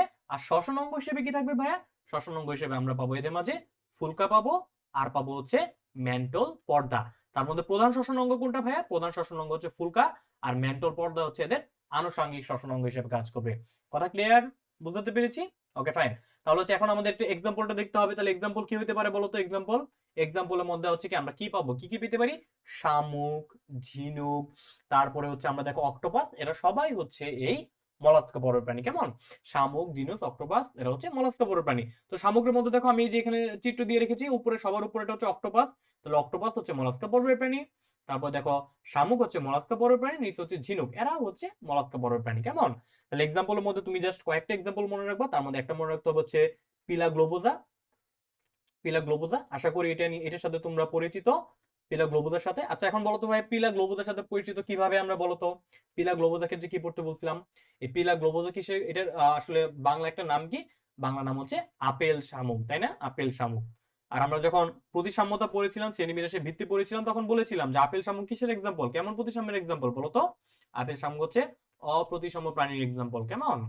অপ্রতিসাম্য প্রাণীর এক্সাম্পল হচ্ছে আপেল শামুক। ওকে, আপেল শামুক এটা কেমন ছিল ভাই, এটা ছিল হচ্ছে প্রতিসাম্যতার ভিত্তিতে অপ্রতিসম, অপ্রতিসম। ওকে, তাছাড়া তুমি হচ্ছে অক্টোপাসের নামটা মনে রাখতে পারো, যে যেমন আমি যে অক্টোপাসটা এখানে চিত্র দিয়েছি সেটা হচ্ছে কি অক্টোপাস ম্যাক্রোপাস। কেমন? অক্টোপাস ম্যাক্রোপাস। ওকে, তো অক্টোপাস ম্যাক্রোপাস মনে রাখতে পারো, এটা হচ্ছে কি, এটা হচ্ছে এই মলাস্কা পর্বের প্রাণী। তাছাড়া কি দিতে পারো, এই যে ঝিনুক দিয়েছি, ঝিনুকে বৈজ্ঞানিক নাম দিয়ে দিতে পারো। আচ্ছা, যাই হোক দরকার নেই। তো আমরা দুইটাই দিলাম, দুইটাই মোটামুটি মনে রাখার চেষ্টা করবো। একটা হচ্ছে পিলা গ্লোবোজা, আর হচ্ছে অক্টোপাস ম্যাক্রোপাস। খুবই সহজ। পিলা গ্লোবোজা আমরা আগে থেকে মনে রেখেছিলাম, সেটা হচ্ছে কি আপেল শামুক, যেটা হচ্ছে অপ্রতিসম প্রাণী এক্সাম্পল। ওকে, আর অক্টোপাসটা কি, এটা হচ্ছে এই মলাস্কা পর্বের একটা প্রাণী। তো আশা করি মলাস্কা পর্ব নিয়ে আর কারো কোনো প্রকার কোনো কনফিউশন নেই। তারপর যদি কনফিউশন থাকে অবশ্যই আমাকে জানাবে, এবং যারা ইউটিউব থেকে ভিডিওটা দেখবে বা পরবর্তীতে দেখছো তারা অবশ্যই কমেন্ট করে কিংবা আমাদের গ্রুপে পোস্ট করে জানালে আমি আনসার দিয়ে দিব ইনশাল্লাহ। কেমন? Okay fine. তো আমরা মোটামুটি হচ্ছে মলাস্কা পর্বটা এখন শেষ করলাম। তাহলে মলাস্কা পর্ব আশা করি এই পর্ব নিয়ে কোনো সমস্যা তোমাদের আর নেই। ওকে, তারপরে যাচ্ছি, তারপরে পর্বটা হচ্ছে আমাদের পর্ব 5, অর্থাৎ অ্যানিলিডা। কেমন? অ্যানিলিডা। তো আমরা অ্যাজ ইউজুয়াল আমরা অ্যানিলিডা পড়ার ক্ষেত্রে আমরা সেম একটা স্ট্র্যাটেজি ফলো করব, অর্থাৎ আমরা এর সাধারণ কিছু বৈশিষ্ট্য দেখবো, তার উপর আমরা হচ্ছে পরবর্তীতে এর স্পেশাল বৈশিষ্ট্যগুলো দেখবো। কেমন? তো সাধারণ বৈশিষ্ট্য মানে আমরা আসলে শুরু করবো হচ্ছে নামকরণ দিয়ে। নামকরণের সার্থকতাটা কি, বা এই পর্বের নাম কেন অ্যানিলিডা হলো, বা আবার দেখো আমি বাংলায় লিখে রেখেছি অঙ্গুরিমাল, কেন অঙ্গুরিমাল হলো। কেমন? তো যদি একটু দেখার চেষ্টা করি, দেখো।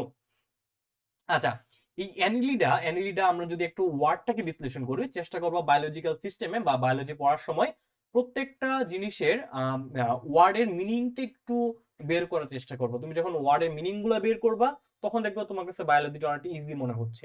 ওকে, আচ্ছা। তো অ্যানিলিডা নিয়ে যদি আমি একটু বলি যে অ্যানিলিডা অ্যানিলিডা কথাটা এসেছে হচ্ছে ল্যাটিন শব্দ অ্যানিলাস থেকে। কেমন? ল্যাটিন শব্দ অ্যানিলাস থেকে।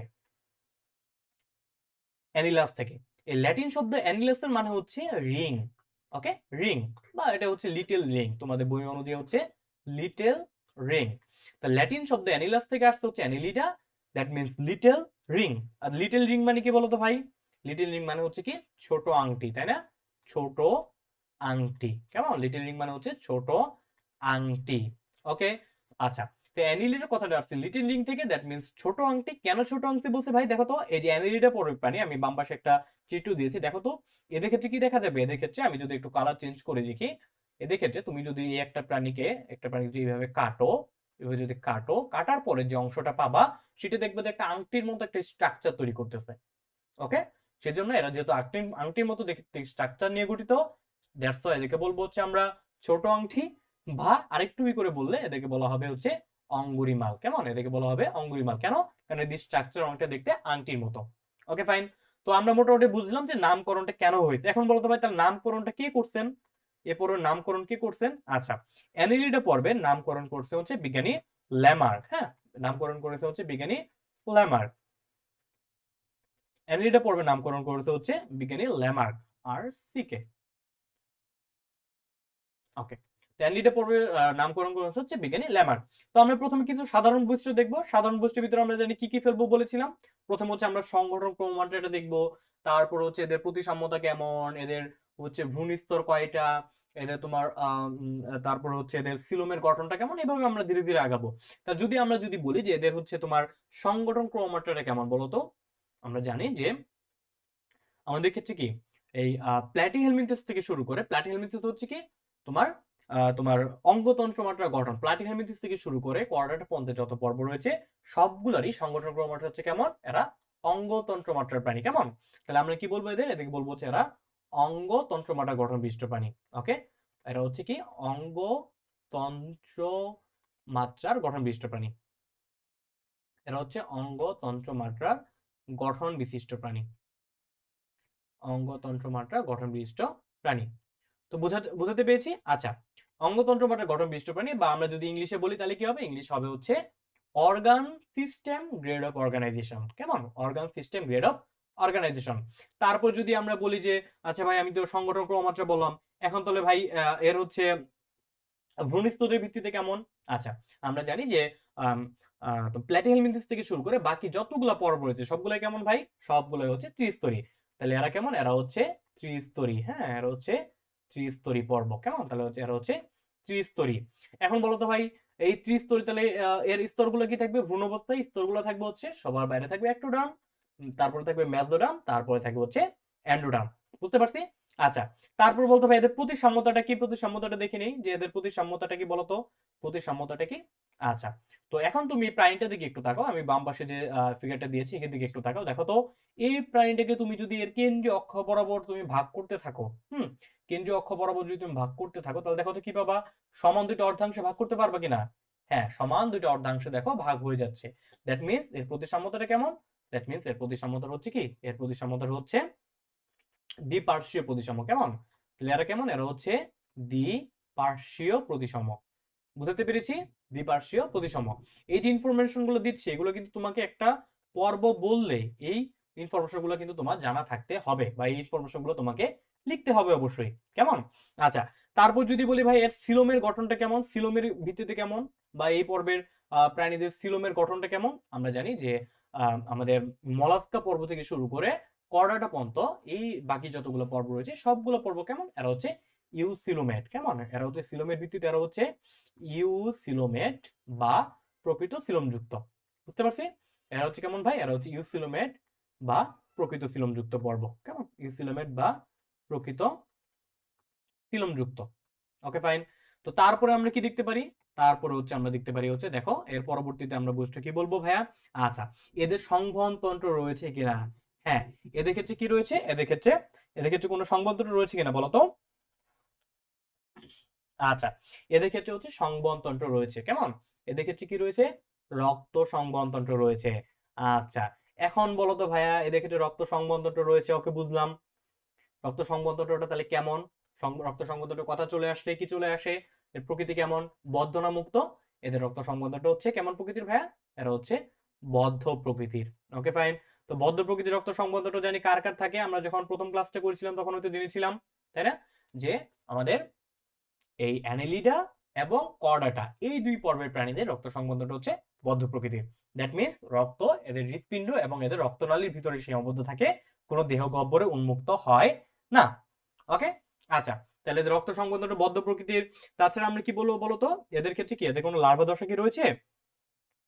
এদের ক্ষেত্রে ক্রকোফোর নামক লার্ভা দশা রয়েছে। কেমন? এদের লার্ভা দশাটা হচ্ছে কি ক্রকোফোর। ওকে, তাহলে আমরা লিখে দিচ্ছি লার্ভা দশা হচ্ছে ক্রকোফোর। হ্যাঁ, এদের লার্ভা দশা হচ্ছে, লার্ভা দশা কেমন? লার্ভা দশা হচ্ছে ক্রকোফোর লার্ভা। ওকে, লার্ভা দশা হচ্ছে কি? লার্ভা দশা হচ্ছে ক্রকোফোর। ক্রকোফোর নামক লার্ভা দশা রয়েছে। কেমন? কথা ক্লিয়ার? আচ্ছা, এগুলো ছিল তাহলে এদের এদের সাধারণ বৈশিষ্ট্য। তাছাড়া একটা বৈশিষ্ট্য রয়েছে, সেটা কি দেখো তো। এই যে অ্যানেলিডা পর্বের প্রাণী, এখন আমরা ফাইলাম 6 তে অবস্থান করতেছি। দ্যাট মিন্স পরিফেরা থেকে আস্তে আস্তে আস্তে আস্তে কি হচ্ছে, এগুলো উন্নত হচ্ছে, তাই না? উন্নত হতে হতে এই যে অ্যানেলিডা পর্যন্ত যাওয়ার পরে এদের ক্ষেত্রে কিসের বিকাশ ঘটেছে? এদের ক্ষেত্রে জটিল স্নায়ুতন্ত্রের বিকাশ ঘটেছে। যেহেতু উন্নত হচ্ছে, দ্যাট মিন্স এদের ক্ষেত্রে কি হবে? এদের ব্রেন ডেভেলপ করা শুরু করেছে। কেমন? তাহলে কি বলবো এদের? এদের হচ্ছে উন্নত প্রকৃতির স্নায়ুতন্ত্র রয়েছে। কেমন? তাহলে এদের ক্ষেত্রে কি বলবো? এদের উন্নত স্নায়ুতন্ত্র রয়েছে। উন্নত স্নায়ুতন্ত্র রয়েছে। বুঝেছি? তাহলে তোমাকে যখন এই অ্যানিলিডা পর্ব নিয়ে বলা হবে, তখন তুমি জানো এই কথাগুলা, যেগুলোকে আমি সহজ ভাষায় বলি যে হচ্ছে সাধারণ ধর্ম। কেমন? তো বা সাধারণ বৈশিষ্ট্য, এই সাধারণ বৈশিষ্ট্যগুলো কিন্তু তোমাকে পারতেই হবে। কোনোভাবে এই সাধারণ বৈশিষ্ট্যগুলো ভুল করা চলবে না। আসলে তুমি যখন এই 9টা পর্ব যখন পড়ে ফেলবে আমার সাথে, তারপরে দেখবে যে তুমি এই সাধারণ বৈশিষ্ট্যগুলো যে কোনো পর্ব নাম শুনলে তুমি বলে দিতে পারতেছো। অর্থাৎ এই বৈশিষ্ট্যগুলা বা এই ক্রাইটেরিয়াগুলা প্রত্যেকটা পর্ব সম্পর্কেই তোমার জানতে হবে, প্রত্যেকটা পর্বেরই জানতে হবে। সেটা তোমার অ্যানিলিডা বলো, সেটা তোমাকে মলাস্কা বলো, সেটা তোমাকে আর্থ্রোপোডা বলো, তোমাকে যদি জিজ্ঞেস করে যে এই পর্বটা ভ্রূণস্তরী ভিত্তিতে কেমন, ত্রিস্তরী না দ্বিস্তরী, তোমাকে বলতে হবে। এর প্রতিসাম্যতাটা কেমন, তোমাকে পারতে হবে। যদি তোমাকে বলে যে এর সিলোমের ভিত্তিতে এই পর্বটা কেমন, তোমাকে পারতে হবে। তারপরে তোমাকে যদি বলে সংগঠন ক্রমমাত্রাটা কেমন, তোমাকে পারতে হবে। বুঝতে পারছি? তাহলে এগুলো ছিল অ্যানিলিডা পর্বের সাধারণ কিছু বৈশিষ্ট্য। ওকে, তো অ্যানিলিডা পর্বের এখন আমরা একটু অসাধারণ বা একটু এদের স্পেশাল বৈশিষ্ট্যের দিকে যাব। ওকে, আচ্ছা, তো অ্যানিলিডা পর্বে স্পেশাল কি কি বৈশিষ্ট্য আছে যদি আমি একটু দেখি স্পেশাল বৈশিষ্ট্যগুলা। এই স্পেশাল বৈশিষ্ট্যগুলো কিন্তু বেসিক্যালি এদের শনাক্তকারী বৈশিষ্ট্য। কেমন? আর এগুলো কিন্তু তোমার মনে রাখতে হবে, এইখান থেকে বেসিক্যালি তোমার পরীক্ষায় কোশ্চেন গুলা আসবে। তাহলে স্পেশাল বৈশিষ্ট্যের মধ্যে 1 নম্বরে কি হবে দেখো তো। 1 নম্বর বৈশিষ্ট্যটা আমরা কি দিতে পারি? আচ্ছা, 1 নম্বর বৈশিষ্ট্য দিব হচ্ছে এদের কি থাকবে? এদের হচ্ছে কিউটিকল থাকবে। তাহলে এদের কি বলবো ভাই? এদের সারা দেহ কিউটিকলে আবৃত থাকবে। কেমন? এদের সারা দেহ কিউটিকলে আবৃত থাকবে। সারা দেহ কিউটিকল এ আবৃত থাকবে। আচ্ছা, কিউটিকলে কেন আবৃত থাকতে হবে বলতো? এদেরকে কি দেওয়ার জন্য? এদেরকে প্রোটেকশন দেওয়ার জন্য। তারা সারা দেহ কিউটিকলে আবৃত থাকবে। ওকে, আচ্ছা, সারা দেহ কিউটিকল। এখন বলতো ভাই কিউটিকল আর কোথায় কোথায় পাইছিলাম? আমরা যে এই পর্যন্ত যে এটা নিয়ে যে আমরা 6 নম্বর পর্ব পড়তেছি, আমরা কিউটিকল কোথায় কোথায় পাইছিলাম? আমরা দুইটা কৃমির পর্বে, অর্থাৎ আমাদের আমাদের আমাদের প্ল্যাটিহেলমিনথিস এবং নেমাটোডা, এই দুইটা পর্বে আমরা কি পেয়েছিলাম? এই দুইটা পর্বে আমরা কিউটিকল পেয়েছিলাম। আরেকটা পর্ব কোথায় পেলাম? এই অ্যানিলিডাতে আমরা এসে কিউটিকল পাইলাম। কেমন? তাহলে আমরা মোটামুটি 3টা পর্বে এই পর্যন্ত কিউটিকল পেয়েছি। আচ্ছা, তারপর দেখি কি থাকবে। আচ্ছা, কিউটিকলটা কি ভাইয়া? এটা হচ্ছে একটা মোমের আবরণ, তাই না? কি নির্মিত? কিউটিন আর সুবেরিন নির্মিত মোমের আবরণ। ওকে, তো ওটা নিয়ে আমরা পরে জানবো। তো তারপরে দেখি তো এদের কি থাকবে। এদের ক্ষেত্রে এদের ক্ষেত্রে কি হবে দেখো তো। এই যে একটা প্রাণীর আমি যে ফিগারটা দিয়েছি বাম পাশে, সেই ফিগার যদি তুমি একটু দেখার চেষ্টা করো, দেখো তো এই ফিগারে এই যে অনেকগুলো খণ্ডের সমন্বয়ে দেহটা গঠিত হচ্ছে না? অনেকগুলো খণ্ডের সমন্বয়ে দেহটা গঠিত হচ্ছে কিনা? মানে দেহটা অনেকগুলো খণ্ডযুক্ত, তাই না? দেহটা অনেকগুলো খণ্ডযুক্ত। এখন আমাকে বলো তো, দেহে যদি অনেকগুলো খণ্ড থাকে, হ্যাঁ, দেহে যদি অনেকগুলো খণ্ড থাকে, এই কথাটাকে আমরা কি বলি? বা একটা প্রাণীর দেহ অনেকগুলো খণ্ডে বিভক্ত থাকলে সেটাকে আমরা কি বলি? সেটাকে আমি বলি হচ্ছে, বা আমরা বলি হচ্ছে কি, খণ্ডকায়ন। তার মানে এদের ক্ষেত্রে কি থাকবে বলতো? এদের ক্ষেত্রে খণ্ডকায়ন উপস্থিত থাকবে। এখন খণ্ডকায়নটা কেমন দেখো তো। প্রত্যেকটা দেহ খণ্ডক সমান, দ্যাট মিন্স খণ্ডকায়ন থাকবে। এবং খণ্ডকায়নটা কেমন হবে? এর হচ্ছে সমখণ্ডকায়ন থাকবে। কেমন? এদের ক্ষেত্রে কি থাকবে ভাইয়া? সমখণ্ডকায়ন থাকবে। বুঝাতে পেরেছি? সমখণ্ডকায়ন থাকবে। আমরা খণ্ডকায়ন ইংলিশটা কি? খণ্ডকায়ন ইংলিশ হচ্ছে মেটামারিজম। আমরা প্রথম ক্লাসে বলেছিলাম যে খণ্ডকায়নের ভিত্তিতে আমরা কি প্রাণী শ্রেণীবিন্যাস করতে পারি, কেমন? তো সমখণ্ডকায়ন বিশিষ্ট প্রাণী এক্সাম্পল ছিল অ্যানিলিডা। এই যে অ্যানিলিডা পর্বের প্রাণীটা হচ্ছে কেমন? সমখণ্ডকায়ন বিশিষ্ট। তাহলে কি বলবো? তাহলে আমরা বলবো হচ্ছে এদিকে হচ্ছে সমখণ্ডকায়ন উপস্থিত। এটাকে আবার আরেকভাবে বলা যায় প্রকৃত খণ্ডকায়ন বা ট্রু সেগমেন্টেশন উপস্থিত। কেন? কারণ এই যে খণ্ডগুলা, প্রত্যেকটা খণ্ড ইন্ডিভিজুয়ালি কাজ করতে পারে। তুমি যদি এরকম একটা প্রাণীকে অর্ধেক কেটে দাও, অর্ধেক কেটে ফেলো, অর্ধেক করে ফেলো, দেখবো যে দুই অর্ধেক দুই দিকে দৌড় দিচ্ছে। অর্থাৎ এদের প্রত্যেকটা খণ্ড হচ্ছে স্বয়ংসম্পূর্ণ। দ্যাটস ওয়াই এদিকে আমরা বলবো প্রকৃত খণ্ডকায়ন। তাহলে এদিকে কি হবে? প্রকৃত খণ্ডকায়ন। এদিকে হবে হচ্ছে প্রকৃত খণ্ডকায়ন বা বা ট্রু সেগমেন্টেশন। কেমন? প্রকৃত খণ্ডকায়ন বা ট্রু সেগমেন্টেশন উপস্থিত থাকবে।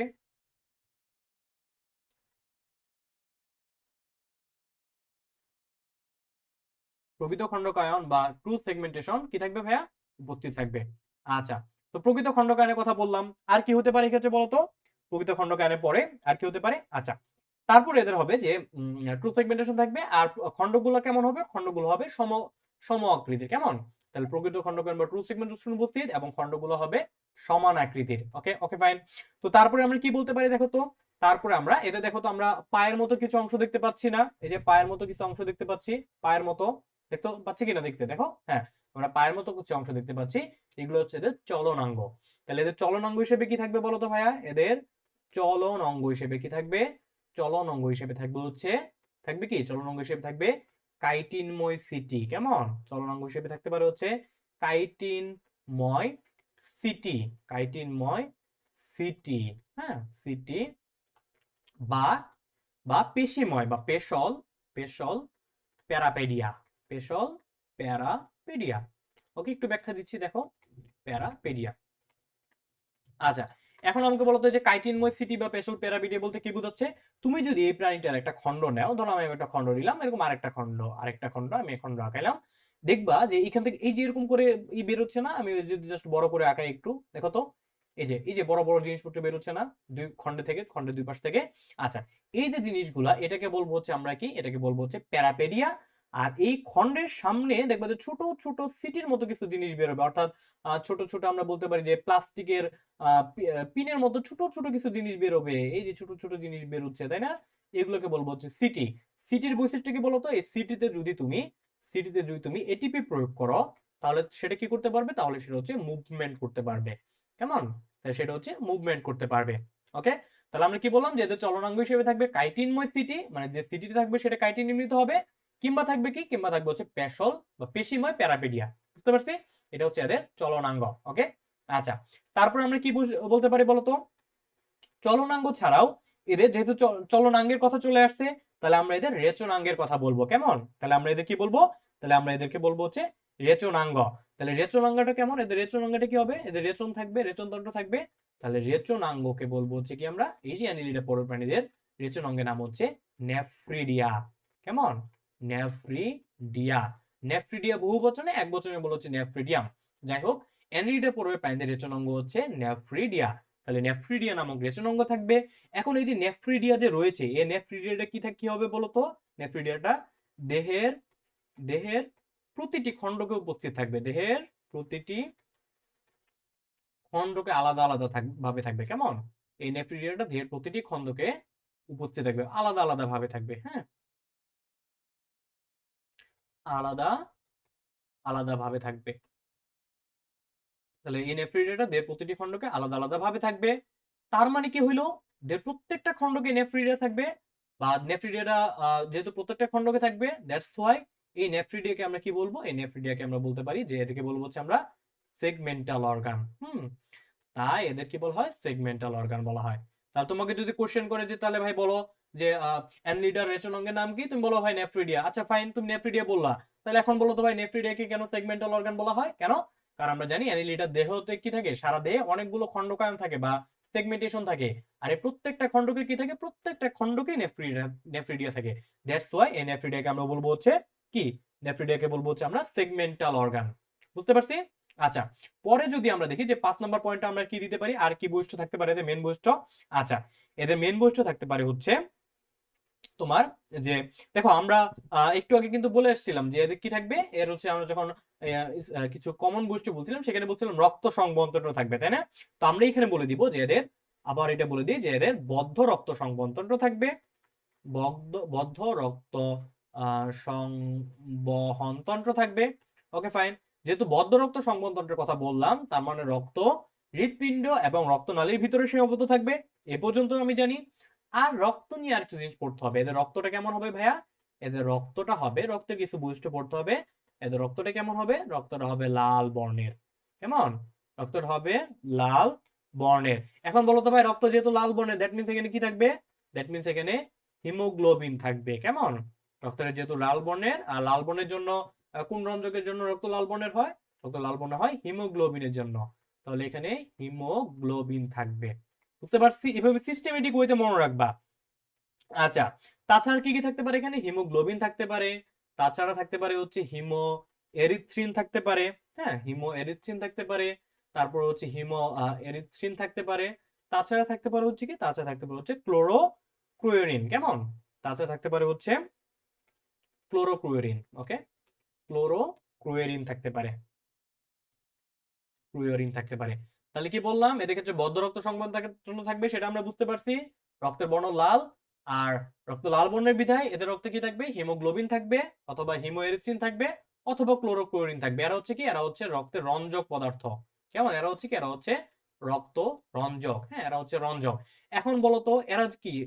আচ্ছা, এরা হচ্ছে এগুলোকে আমরা বলবো হচ্ছে কি? এগুলোকে বলবো হচ্ছে রক্ত রঞ্জক। কেমন? রক্ত রঞ্জক বা রক্তে বিদ্যমান রঞ্জক পদার্থ। আচ্ছা, এখন বলতো এরা যেহেতু কি, এরা নন কর্ডেট প্রাণী, তো নন কর্ডেট প্রাণীর যে রক্ত রঞ্জক গুলো থাকে তারা কোথায় অবস্থান করে? রক্ত রঞ্জক বা শ্বাসরঞ্জক গুলো কোথায় অবস্থান করে? এরা কি রক্ত কণিকায় থাকে? না, রক্ত কণিকায় থাকবে না, এরা রক্ত রসে অবস্থান করবে। কেমন? এরা রক্ত রসে অবস্থান করবে, অবস্থান করবে, রক্তরস অবস্থান। বাচ্চা এগুলোকে আমরা রক্তরঞ্জক না বলে আমরা এটাকে শ্বাসরঞ্জক বললে জিনিসটা আরো অ্যাপ্রোপ্রিয়েট দেখায়। কেমন? তাহলে আমরা এটাকে রক্তরঞ্জক না বলে আমরা কি বলবো? এটাকে শ্বাসরঞ্জক বলবো। ওকে, শ্বাসরঞ্জক। যেহেতু এগুলো শ্বসনের সাথে সংশ্লিষ্ট থাকবে, শ্বসনে গ্যাস পরিবহন করবে, তাহলে আমরা এটাকে বলবো আরো ভালোভাবে শ্বাসরঞ্জক। তাহলে শ্বাসরঞ্জক কোথায় অবস্থান করবে? রক্তরস অবস্থান করবে। কেন? কেন অবস্থান করবে? কাদের ক্ষেত্রে অবস্থান করবে? আমরা যদি একটু নোট লিখে দিই যে নন কর্ডেটদের ক্ষেত্রে। হ্যাঁ, নন কর্ডেটদের ক্ষেত্রে, নন কর্ডেট যেহেতু, দ্যাটস ওয়াই এদেরকে, এদের শ্বাসসংযোগগুলো রক্তরসে অবস্থান করবে। এখন তাহলে বলো তো ভাই, তাহলে কর্ডেটদের ক্ষেত্রে কোথায় অবস্থান করবে? নন কর্ডেটের ক্ষেত্রে বুঝলাম রক্তরসে, তাহলে যারা কর্ডেট, কর্ডেটদের কোথায় অবস্থান করবে শ্বাসসংযোগ? কর্ডেটদের অবস্থান করবে কোথায়? কর্ডেটদের শ্বাসরঞ্জক অবস্থান করে, কর্ডেটদের শ্বাসরঞ্জক কোথায় অবস্থান করে ভাইয়া? শ্বাসরঞ্জক অবস্থান করে হচ্ছে লোহিত রক্তকণিকাতে অবস্থান করে। কেমন? কর্ডেটদের শ্বাসরঞ্জক লোহিত রক্ত কণিকায় অবস্থান করে, কণিকায় পাওয়া যায়। হ্যাঁ, কণিকায় অবস্থান করে। বুঝতে পারছি? তাহলে কর্ডেটদের শ্বাসসংযোগ থাকে লোহিত রক্ত কণিকায়, আমরা পড়তেছি অ্যানিলিডে, এরা হচ্ছে নন কর্ডেট প্রাণী। দ্যাটস ওয়াই এদের শ্বাসসংযোগটা থাকবে কোথায় ভাইয়া? শ্বাসসংযোগ থাকবে হচ্ছে এই যে এদের রক্তরসে। বুঝাতে পেরেছি? আর শ্বাসসংযোগ হিসেবে কি কি থাকবে? হিমোগ্লোবিন, হিমোএরিথ্রিন, আর হচ্ছে ক্লোরোক্লোরিন। বুঝাতে পেরেছি?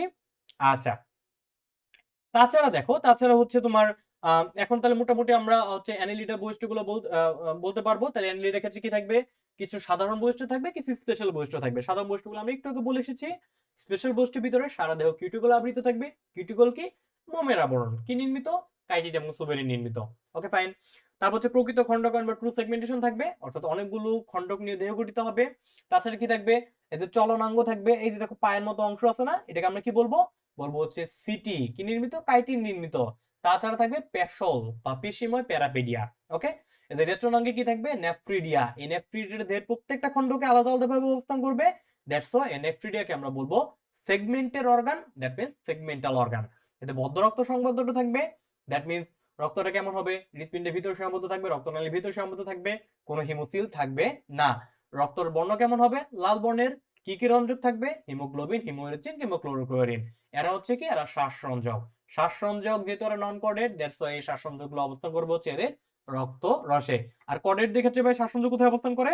এরা হচ্ছে লোহিত রক্তকণিকা অবস্থান করে। কেমন? এটা হচ্ছে এক্সট্রা ইনফো, এটা আবার এই অ্যানিলিডা বইয়ের ভিতরে লিখে দিও না, ওকে? আচ্ছা, তো এখন হচ্ছে আমরা এদের হচ্ছে কিছু ক্লাস আছে, যদিও ফাইলামের থেকে ক্লাসটা অতটা ইম্পর্টেন্ট না, তাই হচ্ছে ক্লাসগুলা না পড়লেও হবে।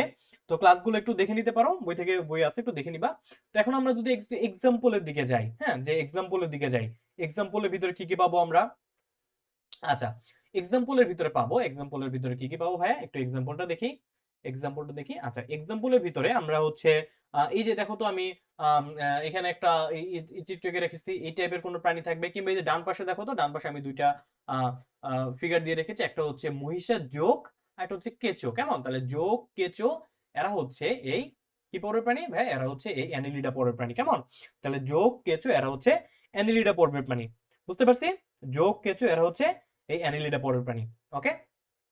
আচ্ছা, তাহলে হচ্ছে আচ্ছা, তাহলে অ্যানিলিডা পর্বের ক্ষেত্রে তুমি কি কি দিবা এক্সাম্পল, বলো তো এক্সাম্পল কি কি দিবা?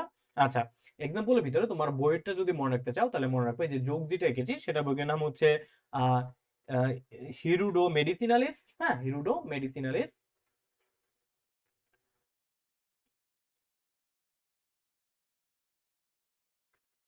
ওকে, হিরুডো মেডিসিনালিস মনে রাখতে পারো, ওকে? আর তুমি যদি কেঁচোর কথা মনে রাখো, তাহলে কি মনে রাখবা? তাহলে মনে রাখবো হচ্ছে মেটাফিয়ার পোস্তুমা, কেমন? কেঁচোর কথা মনে রাখলে মনে রাখবা কি? কেঁচোর কথা ক্ষেত্রে মনে রাখতে পারো হচ্ছে মেটাফিয়ার পোস্তুমা, ওকে? এটা লিখে দিচ্ছি, এটাও ইম্পর্টেন্ট। তোমাদের পরীক্ষাতে যে ইম্পর্টেন্ট বইয়ের নামগুলো আসে তার মধ্যে একটা হচ্ছে এই মেটাফিয়ার পোস্তুমা।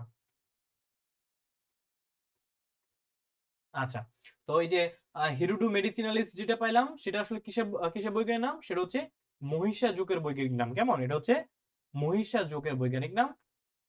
মহিষাজোকের বৈজ্ঞানিক নাম হচ্ছে হিরুডা মেডিসিনালিস, হিরুডু মেডিসিনালিস, ওকে? আর যে ম্যাথেবের প্রথম কিসের বৈজ্ঞানিক নাম বলতো? এটা হচ্ছে আমাদের সবার প্রিয়, কি সবার প্রিয় বলতে পরিচিত, কেঁচো, হ্যাঁ, কেঁচো বা আর্থ ওয়ার্ম যেটাকে বলে আর কি। কেঁচোর বৈজ্ঞানিক নাম হচ্ছে এই মেটাফিয়ার পোস্তমা। খুবই ইম্পর্টেন্ট, এই মেটাফিয়ার পোস্তমানে সরাসরি তোমাদের এমসিকিউ চলে আসে, কেমন? আর এই মেটাফিয়ার পোস্তমার চিত্র আমি কিন্তু দেখো এই যে ডান পাশে দিয়ে দিয়েছি, কেমন? এটা কেঁচো, কেঁচোর আরেকটা এইটা কি, কেঁচোর আরেকটা নাম, মানে আরেকটা নামে কি রাখা হয় কিছুকে, বলা হয়েছে আর্থ ওয়ার্ম, আর্ট ওয়ার্ম, কেমন? আর্ট ওয়ার্ম বা কেঁচো, বুঝতে পারছি? আচ্ছা, তাহলে এই ছিল মোটামুটি আমাদের অ্যানিলিডা পর্বের বিস্তারিত। আশা করি অ্যানিলিডা পর্ব নিয়ে আর কোনো প্রকার কোনো কনফিউশন নেই। এর যে কিছু তোমার বেসিক বৈশিষ্ট্য বা সাধারণ বৈশিষ্ট্য রয়েছে, আর কিছু স্পেশাল বৈশিষ্ট্য রয়েছে, সেগুলো আমরা প্রত্যেকটা ধরে ধরে পড়ার চেষ্টা করেছি। তারপরও সমস্যা থাকলে অবশ্যই আমাদের গ্রুপে একটা পোস্ট করে জানাবে, কেমন? আমি বুঝিয়ে দেওয়ার চেষ্টা করবো, ওকে? তো পরবর্তীতে আমরা পর্বটা যেটা পড়বো সেটা হচ্ছে খুবই খুবই ইম্পর্টেন্ট একটা পর্ব, সেটা হচ্ছে আর্থ্রোপোডা। খুবই খুবই ইম্পর্টেন্ট, মানে আসলে তোমাদের একাডেমিক্স এর জন্য তোমাদের এই যে যাওয়া রয়েছে, অর্থাৎ তোমাদের ইন্টারমিডিয়েটের একাডেমিক্স এর জন্য, সিকিউর জন্য, এই অধ্যায় সিকিউর জন্য সবচেয়ে ইম্পর্টেন্ট পর্ব হচ্ছে এই আর্থ্রোপোডা, কেমন? আর্থ্রোপোডা, বুঝতে পারছি? আচ্ছা, তো আর্থ্রোপোডা প্রথমে আমরা একদম আমাদের যে কমন ভাবে আমরা যেটা যেভাবে পর্ব পড়া শিখিয়েছি আমি সেভাবে পড়বো। অর্থাৎ প্রথমে আমরা একটু নামটা বিশ্লেষণ করব, কেমন? আর্থ্রো, আর্থ্রো কথাটা গ্রিক আর্থন থেকে এসেছে, আর্থ্রন থেকে এসেছে। এই আর্থনের মানেটা কি ভাই? আর্থনের মানেটা হচ্ছে, আর্থনের মানে হচ্ছে সন্ধি, কেমন? সন্ধি বা জয়েন্ট।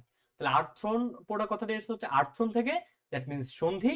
আর পোড়া, পোড়া কথাটা কই থেকে আসছে ভাই? পোড়া আসছে হচ্ছে কি থেকে? পোড়া আসছে হচ্ছে পডস থেকে, পডস থেকে, দ্যাট মিন্স ফুট বা পদ, হ্যাঁ, পদ। তাহলে আর্থ্রোপোডা কথার মিনিংটা কি হইলো? আর্থ্রোপোডা কথার মিনিং হচ্ছে সন্ধি যুক্ত পদ বা সন্ধিযুক্ত পা, বা আমরা এটাকে বলতে পারি সন্ধিপদী, বুঝতে পারছি? তাহলে আর্থ্রোপোডা কথার মিনিংটা কি? সন্ধিপদী, অর্থাৎ যে সকল প্রাণীর কি থাকবে?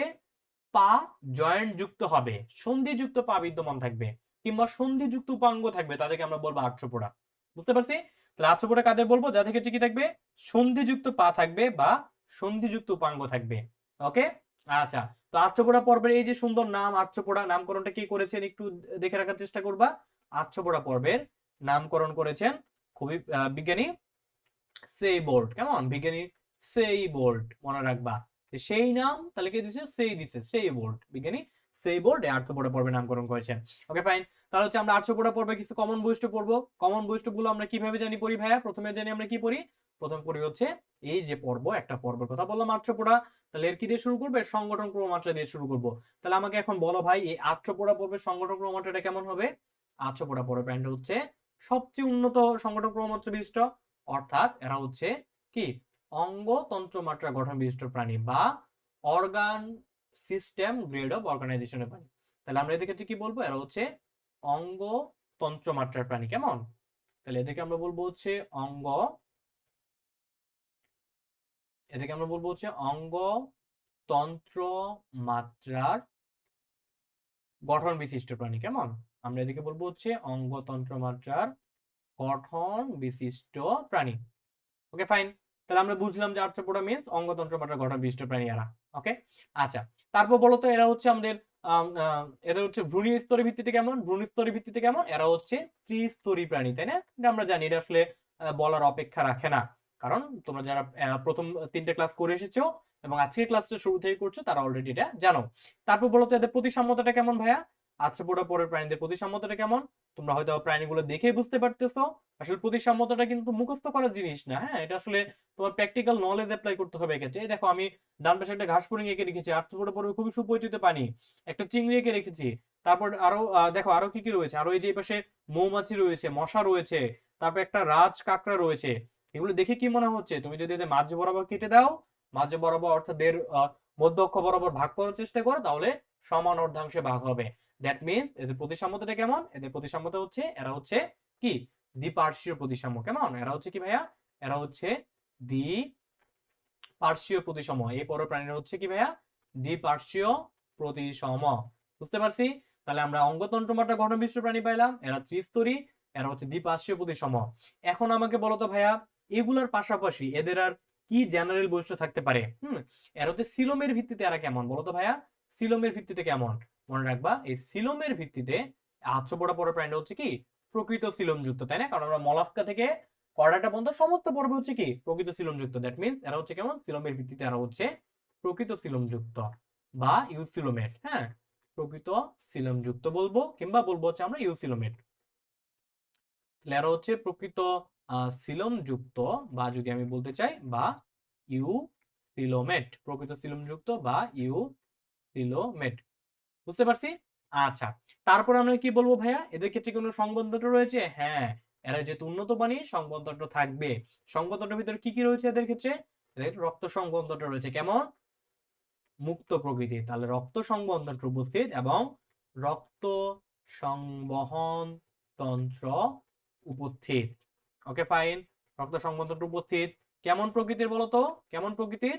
এরা হচ্ছে মুক্ত প্রকৃতির বা ল্যাকুনার, মুক্ত সংবন্ধন উপস্থিত। কেমন? বুঝতে পারছি? আচ্ছা, পরবর্তীতে আমরা এদের কি বলবো বলতো? রক্ত সংবন্ধন বললাম, সিলোম বললাম, প্রতিসাম্যতা বললাম, ত্রিস্তরী বললাম, এদের অঙ্গতন্ত্র মাত্রা গঠন বললাম। এখন আমরা কি বলবো এদের ক্ষেত্রে?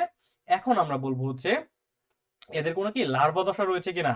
দেখো ভাই, এদের ক্ষেত্রে লার্ভা দশা থাকে, কিন্তু এদের ক্ষেত্রে কি হয়? এদের ক্ষেত্রে রূপান্তর হয়, যে লার্ভা দশাটা যে কি থাকে না, যে সারা জীবন থাকে না। কেমন? আচ্ছা, তাহলে এদের ক্ষেত্রে কি হবে? রূপান্তর হবে, বা এদের ক্ষেত্রে রূপান্তর হবে, রূপান্তর হবে, রূপান্তর হবে, বা আমরা এটা কি বলতে পারি? রূপান্তর বা ইংলিশে যদি বলি মেটামরফোসিস হবে। কেমন? মেটামরফোসিস হবে, রূপান্তর বা মেটামরফোসিস হবে। এখন বলো তো ভাই, রূপান্তর বা মেটামরফোসিস নিয়ে কিছু জানো কিনা? আচ্ছা, যারা প্রথম ক্লাসটা করেছে তারা আশা করি জানো যে রূপান্তর বা মেটামরফোসিস হচ্ছে প্রাণীর 3 বিন্যাসের অন্যতম একটা প্রধান ভিত্তি। কেমন? আচ্ছা, এগুলো ছিল মোটামুটি আর্থ্রোপোডা পর্বের কমন বৈশিষ্ট্য, যেগুলো আমরা যে কোনো পর্ব সম্পর্কে তোমাকে বললে এই ইনফরমেশন গুলো তোমাকে দিতে পারতে হবে। আচ্ছা, তাছাড়া যদি আমরা এখন বেশ কিছু কমন বাট হচ্ছে তোমার ইম্পর্টেন্ট এক্সাম্পলের দিকে যদি ইম্পর্টেন্ট যদি ক্রাইটেরিয়ার দিকে যাই, সেক্ষেত্রে কি হতে পারে বলতো? এই যে আর্থ্রোপোডা পর্বের প্রাণী রয়েছে, এরা হচ্ছে কি, এরা হচ্ছে এই পর্বটা হচ্ছে কেমন? এই পর্বটা হচ্ছে প্রাণী জগতের, দেখো আমি ভালো করে লিখতেছি, একটু খেয়াল করো, প্রাণী জগতের প্রাণী জগতের কি পড়ো ভাইয়া? প্রাণী জগতের, দেখো আমি ভালো করে কোটেশন দিয়ে লিখতেছি, প্রাণী জগতের বৃহত্তম পর্ব হচ্ছে আর্থ্রোপোডা প্রাণী। কেমন? তাহলে আর্থ্রোপোডা প্রাণী হচ্ছে কি প্রাণী জগতের বৃহত্তম পর্ব হচ্ছে এই আর্থ্রোপোডা। বুঝতে পারছি? তাহলে প্রাণী জগতের বৃহত্তম পর্ব হচ্ছে কি ভাইয়া? বৃহত্তম পর্ব হচ্ছে এই আর্থ্রোপোডা। কেমন? আর্থ্রোপোডা। আচ্ছা, তাহলে প্রাণী জগতের দ্বিতীয় বৃহত্তম কোনটা একটু আগে বলে আসছিলাম, তাই না? যদি আমরা এখানে একটু লিখে দেই যে প্রাণী জগতের বৃহত্তম আর্থ্রোপোডা, তাহলে প্রাণী জগতের দ্বিতীয় বৃহত্তম কোনটা ভাইয়া? বলো তো দ্বিতীয় বৃহত্তম কোনটা? যারা লাইভে আছে বলতে পারো। দ্বিতীয় বৃহত্তম পর্ব হচ্ছে মলাস্কা, তাই না? একটু আগে বলে আসছিলাম, জাস্ট আমি এখানে মনে করার সুবিধার্থে আবার একটু ইনক্লুড করে দিলাম। ওকে, তাহলে প্রাণী জগতের বৃহত্তম পর্ব হচ্ছে আর্থ্রোপোডা, আর দ্বিতীয় বৃহত্তম পর্ব হচ্ছে মলাস্কা, এটা আমরা জানি। তাছাড়া আর্থ্রোপোডা নিয়ে আর কি স্পেশাল ভাবে জানতে হবে বলতো? আর্থ্রোপোডা নিয়ে স্পেশাল ভাবে জানতে হবে যে এদের ক্ষেত্রে কি থাকে, এদের ক্ষেত্রে পঞ্চ ইন্দ্রিয় ইন্দ্রিয় অর্থাৎ এদের হচ্ছে সরি এদের ক্ষেত্রে কি থাকে, পঞ্চ ইন্দ্রিয় ইন্দ্রিয় অত্যন্ত কার্যক্ষম থাকে। কেমন? পঞ্চ ইন্দ্রিয়টা কি হয়, অত্যন্ত সক্রিয় হয়। ওকে ফাইন, তাহলে বুঝতে পারছি পঞ্চ ইন্দ্রিয় অত্যন্ত সক্রিয় হয়। ওকে, যার ফলে কিন্তু এরা পৃথিবীর সমস্ত জায়গায় বিচরণ করে। তুমি পানির নিচে যাও আর্থ্রোপোডা পরের প্রাণী পাবা, তুমি আকাশে যাও আর্থ্রোপোডা পরের প্রাণী পাবা, তুমি মরুভূমিতে যাও আর্থ্রোপোডা পরের প্রাণী পাবা, তুমি যদি তুষার ঢাকা অঞ্চলে যাও, বরফ অঞ্চলে যাও, সেখানে তুমি আর্থ্রোপোডা পরের প্রাণী পাবা। অর্থাৎ এদের পঞ্চ ইন্দ্রিয় অত্যন্ত শক্তিশালী, এদের খাপ খাওয়ানোর ক্ষমতা অত্যন্ত বেশি। সেজন্যই এরা সারা পৃথিবীতে কি করতে পারতেছে, সারা পৃথিবীতে এরা রাজত্ব করতে পারতেছে। বুঝতে পারছি? সেজন্য এদের প্রজাতির সংখ্যা এত বেশি, সেজন্য এটাকে আমরা বলছি পৃথিবীর সবচেয়ে বিখ্যাত সবচেয়ে বড় পর্ব। কেমন? তাহলে আর্থ্রোপোডা পর্ব নিয়ে আমরা তাহলে মোটামুটি কমন কিছু বৈশিষ্ট্য জানলাম, তাই না? আচ্ছা, কমন কি কি বৈশিষ্ট্য জানলাম তাহলে? কমন বৈশিষ্ট্যের ভিতরে আমরা এগুলো বলবো যে সাধারণ কিছু বৈশিষ্ট্য, তাই না? সাধারণ বৈশিষ্ট্যগুলা, সাধারণ বা কমন বৈশিষ্ট্য। ওকে, যেগুলো তোমার প্রত্যেকটা পর্ব সম্পর্কে এই বৈশিষ্ট্যগুলো তোমাকে কি পারতেই হবে। হ্যাঁ, প্রত্যেকটা পর্বে এই বৈশিষ্ট্যগুলো থাকবে আর এই বৈশিষ্ট্যগুলো তোমাকে পারতে হবে। তাহলে কি কি বললাম সাধারণ বৈশিষ্ট্যের ভিতরে? প্রথমে আমরা নামকরণটা পড়েছি, আর্টসন পথ নামকরণ করে হচ্ছে কি সেইবোর্ড, ভন সেইবোর্ড। কেমন? ভন সেইবোর্ড নামকরণ করেছেন। তারপর হচ্ছে এরা কেমন, এরা হচ্ছে অঙ্গতন্ত্র মাটা গঠন বিশিষ্ট প্রাণী, এরা ত্রিস্তরী, এদের প্রতিসাম্যত হচ্ছে দ্বিপার্শ্বীয় প্রতিসম, সিলোম হচ্ছে প্রকৃত সিলোমযুক্ত বা ইউসিলোমেট, এদের রক্ত সম্বন্ধটা উপস্থিত, কোন প্রকৃতির? মুক্ত প্রকৃতির। এদের রূপান্তর কেমন? রূপান্তর ঘটে, মেটামরফোসিস ঘটে। এটা নিয়ে বিস্তারিত আমরা যখন ঘাস ফড়িং পড়বো তখন পড়বো। আচ্ছা, তারপর এরা হচ্ছে প্রাণী জগতের বৃহত্তম পর্ব। আর দ্বিতীয় বৃহত্তম কোনটা তাহলে ভাইয়া? মলাস্কা। আর এদের ক্ষেত্রে কি থাকে ভাইয়া? এদের পঞ্চ ইন্দ্রিয় অত্যন্ত সক্রিয় হয়, সেজন্য কি এরা সারা পৃথিবীতে এরা স্থান করে নিয়েছে। এক্সাম্পল স্বরূপ কি বলতে পারি? এই যে ডান পাশে বাম পাশে দেখো আমি ঘাস ফড়িং এঁকে রেখেছি, নিচে দেখো তোমার চিংড়ি মাছ এঁকে রেখেছি, তাই না? ডান পাশে আবার দেখো মৌমাছি, মশা, তারপর রাজকাকড়া, এগুলো সবগুলো হচ্ছে আর্থ্রোপোডা পর্বের প্রাণী। কেমন? তো এগুলো ছিল আর্থ্রোপোডা পর্বের সাধারণ বৈশিষ্ট্য। এখন আমার স্পেশাল বৈশিষ্ট্যগুলো পড়তে হবে, যেগুলো থেকে বেসিক্যালি পরীক্ষা হলে কোশ্চেন আসবে এবং যেগুলো থেকে বেসিক্যালি হচ্ছে আমাকে কি ধরতে হবে বা আমাকে পারতে হবে। আচ্ছা, তাহলে আমরা এখন আর্থ্রোপোডা পর্বের স্পেশাল বৈশিষ্ট্যের দিকে যাবো। দেখো আমি কিন্তু প্রত্যেকটা পর্ব স্পেশাল আর সাধারণ দুইটা বৈশিষ্ট্য আলাদা আলাদা করে পড়াচ্ছি, যেন তুমি যে একটা জিনিস রিলেট করতে পারো। কেমন? আচ্ছা, তাহলে স্পেশাল বৈশিষ্ট্যের ভিতরে প্রথমে কি বলবো বলো তো ভাই? স্পেশাল বৈশিষ্ট্যের ভিতরে আর্থ্রোপোডা পর্বের, আচ্ছা, তাহলে প্রথম বৈশিষ্ট্য কি হবে? যেহেতু এটার নামটা হচ্ছে আর্থ্রোপোডা, তাহলে আমরা নাম থেকে একটা বৈশিষ্ট্য নিব। অর্থাৎ এদের কি হবে? এদের দেহ হচ্ছে কি হবে? দেহ সন্ধিযুক্ত উপাঙ্গ বিশিষ্ট হবে। এদের যে উপাঙ্গই দেখো, দেখো তুমি এর পাটা দেখো, এই যে ঘাস ফড়িং এর পাটা দেখো, এখানেও একটা জয়েন্ট আছে, সন্ধি, সারা দেহে শুধু সন্ধি। এদের ডানা দেখো, সেখানেও সন্ধি পাবা। এদের হচ্ছে তুমি মুখ তোমার দেখতে যাও, মুখ দেখতে যাও বা তোমার মাউথটা দেখতে যাও, সেখানেও সন্ধি। তারপর তুমি এদের অ্যান্টেনা দেখতে যাও, সেখানেও সন্ধি। তাহলে আমরা কি বলবো ভাইয়া? তাহলে আমরা বলবো হচ্ছে তোমার এদের ক্ষেত্রে কি থাকবে? এদের ক্ষেত্রে সন্ধিযুক্ত উপাঙ্গ বিশিষ্ট। হ্যাঁ, তাহলে এদের ক্ষেত্রে কি থাকবে ভাইয়া? সারা দেহে সন্ধি থাকবে। তাহলে এরা হচ্ছে সন্ধিযুক্ত উপাঙ্গ বিশিষ্ট। কেমন? সন্ধিযুক্ত উপাঙ্গ বিশিষ্ট হবে। Okay fine. তো তারপরে আমরা কি বুঝতে পাই এখান থেকে বলো তো? সন্ধিযুক্ত উপাঙ্গ বিশিষ্ট হবে। তাছাড়া আমরা কি পাই এদের ক্ষেত্রে? কি থাকবে তুমি দেখো তো, আমি যে ফিগার গুলো দিয়েছি এখানে, এই যে ঘাস ফড়িং এর ক্ষেত্রে দেখো উপরে অ্যান্টেনা রয়েছে, তাই না? অ্যান্টেনা রয়েছে, এই যে চিংড়িতে উপরে অ্যান্টেনা রয়েছে। তাহলে কি থাকবে? এদের এক জোড়া অ্যান্টেনা থাকবে। বলে দিবা কি কি থাকবে ভাইয়া?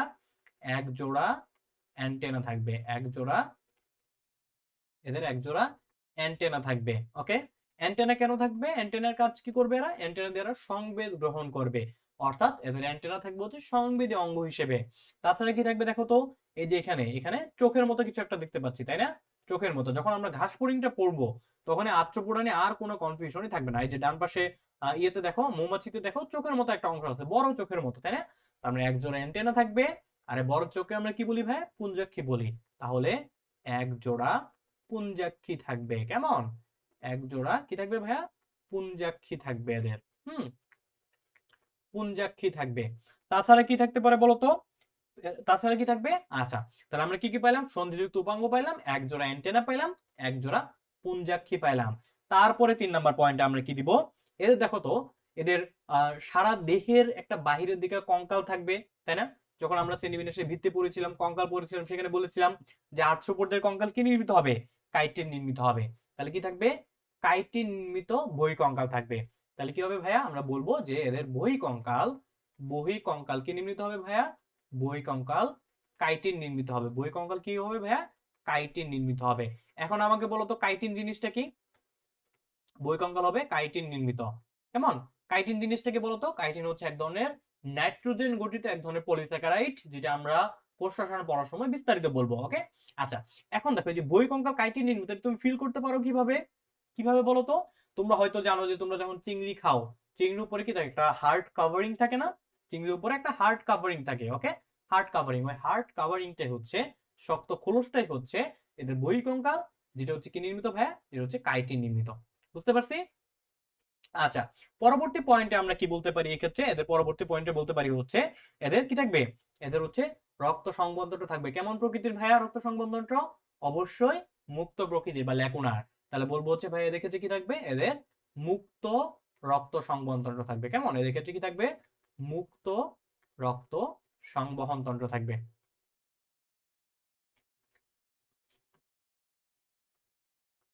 এদের ক্ষেত্রে মুক্ত রক্ত সংবহন তন্ত্র থাকবে। তাহলে মুক্ত রক্ত সংবহন থাকার কারণে কি হয় বলতো? রক্তটা কোথায় উন্মুক্ত হয়? রক্ত দেহগহ্বর উন্মুক্ত হবে। তার মানে কি থাকবে? হিমোসিল থাকবে, তাই না?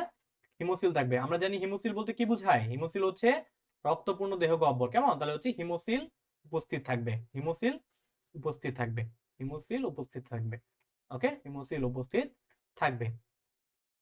আচ্ছা, এখন বলতো ভাই হিমোসিল জিনিসটা কি? তাহলে হিমোসিল হচ্ছে কি? আমি যদি একটু লিখে দিই, আমি যদি বলেছি হিমোসিল নিয়ে ভবিষ্যতে আরো পাবো। হিমোসিল হচ্ছে রক্তপূর্ণ দেহগহ্বর। কেমন? হিমোসিল হচ্ছে রক্তপূর্ণ দেহগহ্বর। ওকে, ফাইন, দেহগহ্বর বা হিমোসিল থাকবে।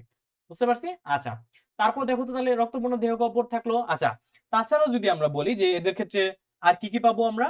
এদের ক্ষেত্রে আর পাবো হচ্ছে আমরা যে রক্তপূর্ণ দেহগহ্বরের কথা বলেছি। তাহলে আহ, তাহলে আর এদের ক্ষেত্রে পরবর্তীতে কি পাবো? পরবর্তীতে এদের ক্ষেত্রে পাবো হচ্ছে আমরা এদের রেচন নালী নিয়ে বলতে পারি, যেহেতু রেচন তন্ত্র থাকবে। তাহলে রেচন নালী কি বা রেচন অঙ্গ কোনটা? রেচন অঙ্গ কোনটা? রেচন অঙ্গে কি থাকবে?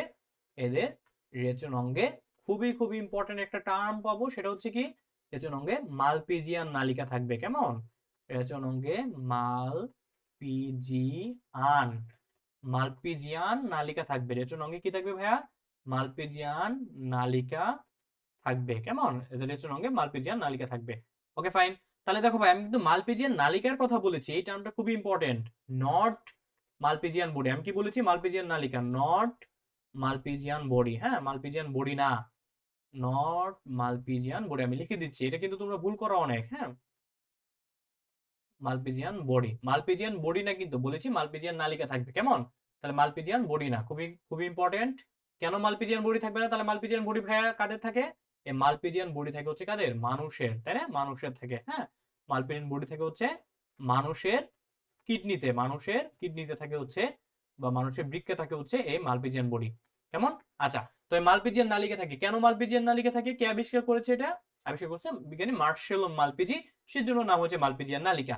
এই মালপিজিয়ান নালিকা নিয়েও বিস্তারিত আমরা যখন ঘাসফড়িং পাঠটা পড়বো তখন জানবো। কেমন? আচ্ছা, এই পর্যন্ত জেনে রাখো আপাতত এদের রচন অঙ্গে মালপিজিয়ান নালিকা থাকবে। ওকে, ফাইন। তাছাড়া এদের কি থাকে বলতো? এটা হচ্ছে কি? এটা হচ্ছে এদের প্রধান রেচন অঙ্গ। মালপিজিয়ান নালিকা হচ্ছে কি? প্রধান রেচন অঙ্গ। কেমন? এই মালপিজিয়ান নালিটা কি বলবো আমরা? এটাকে বলবো হচ্ছে আমরা প্রধান রেচন অঙ্গ। তাছাড়া এদের কি থাকবে? কিছু আনুষঙ্গিক রেচন অঙ্গ থাকবে। ওকে, আচ্ছা, তাহলে এটা কেমন? এটা হচ্ছে প্রধান। আমি লিখে দিচ্ছি, দেখো, এই প্রধান রেচন অঙ্গ হিসেবে থাকবে মালপিজিয়ান নালিকা। তাছাড়া কিছু আনুষঙ্গিক রেচন অঙ্গ থাকবে বা সাহায্যকারী রেচন অঙ্গ থাকবে। তাহলে আনুষঙ্গিক রেচন অঙ্গ হিসেবে কি থাকতে পারে এদের? আচ্ছা, আনুষঙ্গিক রেচন অঙ্গ হিসেবে থাকবে, আমরা যদি একটু দেখি, আনুষঙ্গিক রেচন অঙ্গ হিসেবে থাকবে হচ্ছে কি? আনুষঙ্গিক রেচন অঙ্গ হিসেবে থাকবে কক্সাল, অ্যান্টেনাল, ম্যাক্সিলারি এবং সবুজ গ্রন্থি। হ্যাঁ, আনুষঙ্গিক রেচন অঙ্গ হিসেবে কি কি থাকবে ভাইয়া? আনুষঙ্গিক রেচন অঙ্গ হিসেবে থাকবে হচ্ছে কক্সাল গ্রন্থি। হুম, কক্সাল গ্রন্থি, এগুলো তোমার বিস্তারিত জানতে হবে না, জাস্ট একটু নামগুলো মনে রাখবা। কক্সাল গ্রন্থি থাকবে আনুষঙ্গিক রেচন অঙ্গ হিসেবে, বা কক্সাল থাকবে। আমরা গ্রন্থি বাদ দিলাম, কক্সাল থাকবে। তাছাড়া কি থাকবে ভাইয়া? তাছাড়া থাকবে হচ্ছে অ্যান্টেনাল, ম্যাক্সিলারি আর সবুজ গ্রন্থি। কক্সাল, অ্যান্টেনাল, অ্যান্টেনাল, তারপর থাকবে হচ্ছে ম্যাক্সিলারি ও সবুজ গ্রন্থি। কেমন? কক্সাল, অ্যান্টেনাল, ম্যাক্সিলারি ও সবুজ গ্রন্থি, ও সবুজ গ্রন্থি। আচ্ছা, আগেরটা একটু সেপারেট করে দিচ্ছি। আচ্ছা, কি কি থাকবে তাহলে এখানে? আনুষঙ্গিক রেচন অঙ্গ হিসেবে থাকবে, রেচন অঙ্গ হিসেবে থাকবে হচ্ছে কক্সবাল মেন, জাস্ট এ মিনিট।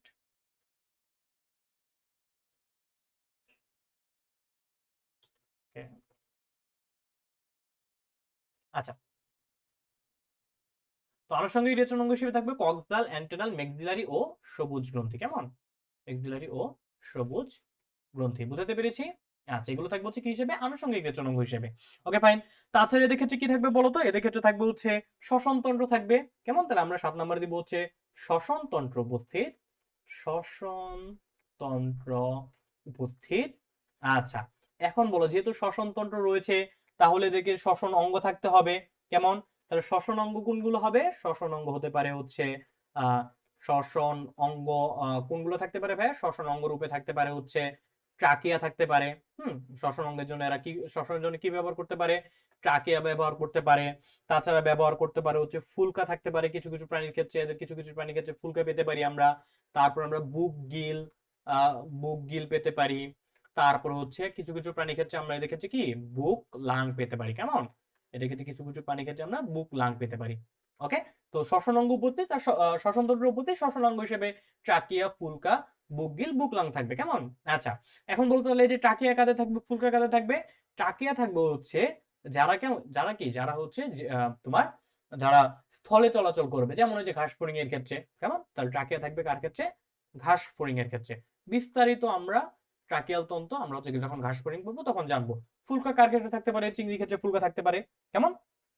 আচ্ছা, তাহলে এগুলো ছিল মোটামুটি হচ্ছে আমাদের এই ঘাস ফড়িং এর ক্ষেত্রে, কি ঘাস ফড়িং এর ক্ষেত্রে একদম বেসিক স্ট্রাকচার। ওকে, তাহলে কি কি বললাম?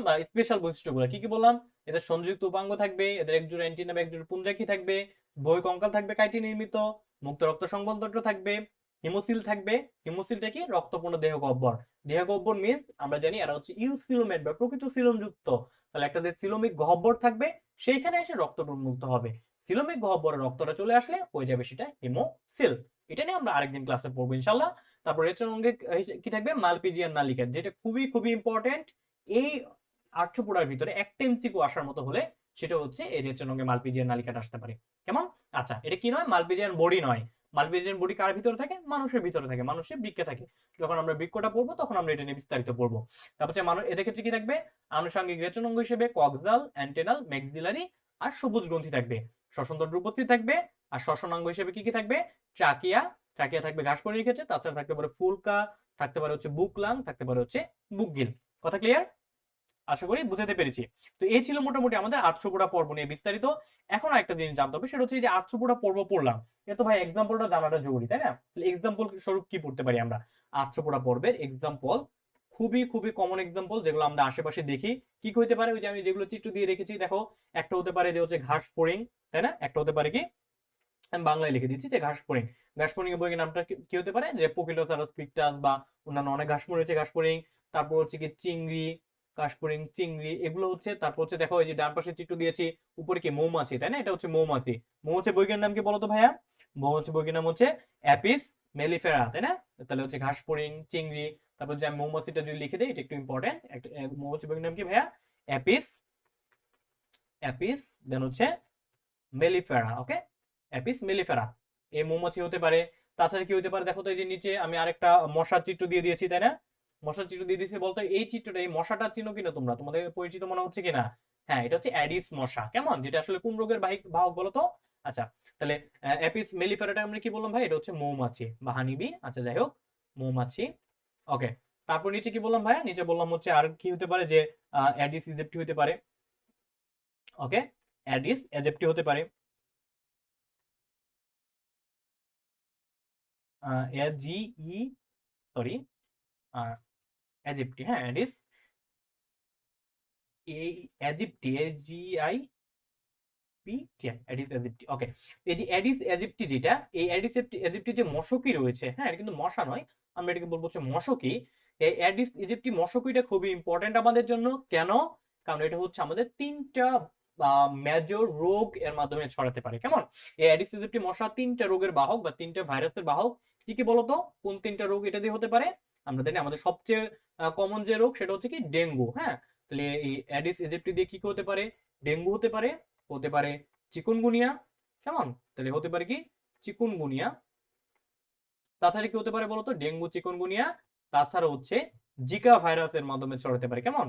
ডেঙ্গু, চিকুনগুনিয়া আর হচ্ছে জিকা ভাইরাসের বাহক হিসেবে কিন্তু এই এডিস ইজিপ্টি মশা কাজ করে, বুঝতে পারছি? আচ্ছা, তারপর দেখো তো এই যে নিচে আরেকটা জিনিস দিয়ে রেখেছি, দেখতে পাচ্ছ? এই যে একটা জিনিস, হ্যাঁ, এটাকে কি বলি? এটার নাম হচ্ছে রাজ কাঁকড়া, কেমন? এটা হচ্ছে রাজ কাঁকড়া, যেটা হচ্ছে আসলে কি এটা কি এটা হচ্ছে একটা লিভিং ফসিল, কেমন? এটা হচ্ছে কি রাজ কাঁকড়া। রাজ কাঁকড়া বৈজ্ঞানিক নামটা যদি দেখো তাহলে কি হবে? আজকে বৈজ্ঞানিক নামটা হচ্ছে, দেখো আমি লিখছি, ট্যাকিপেলাস ট্যাকিপেলাস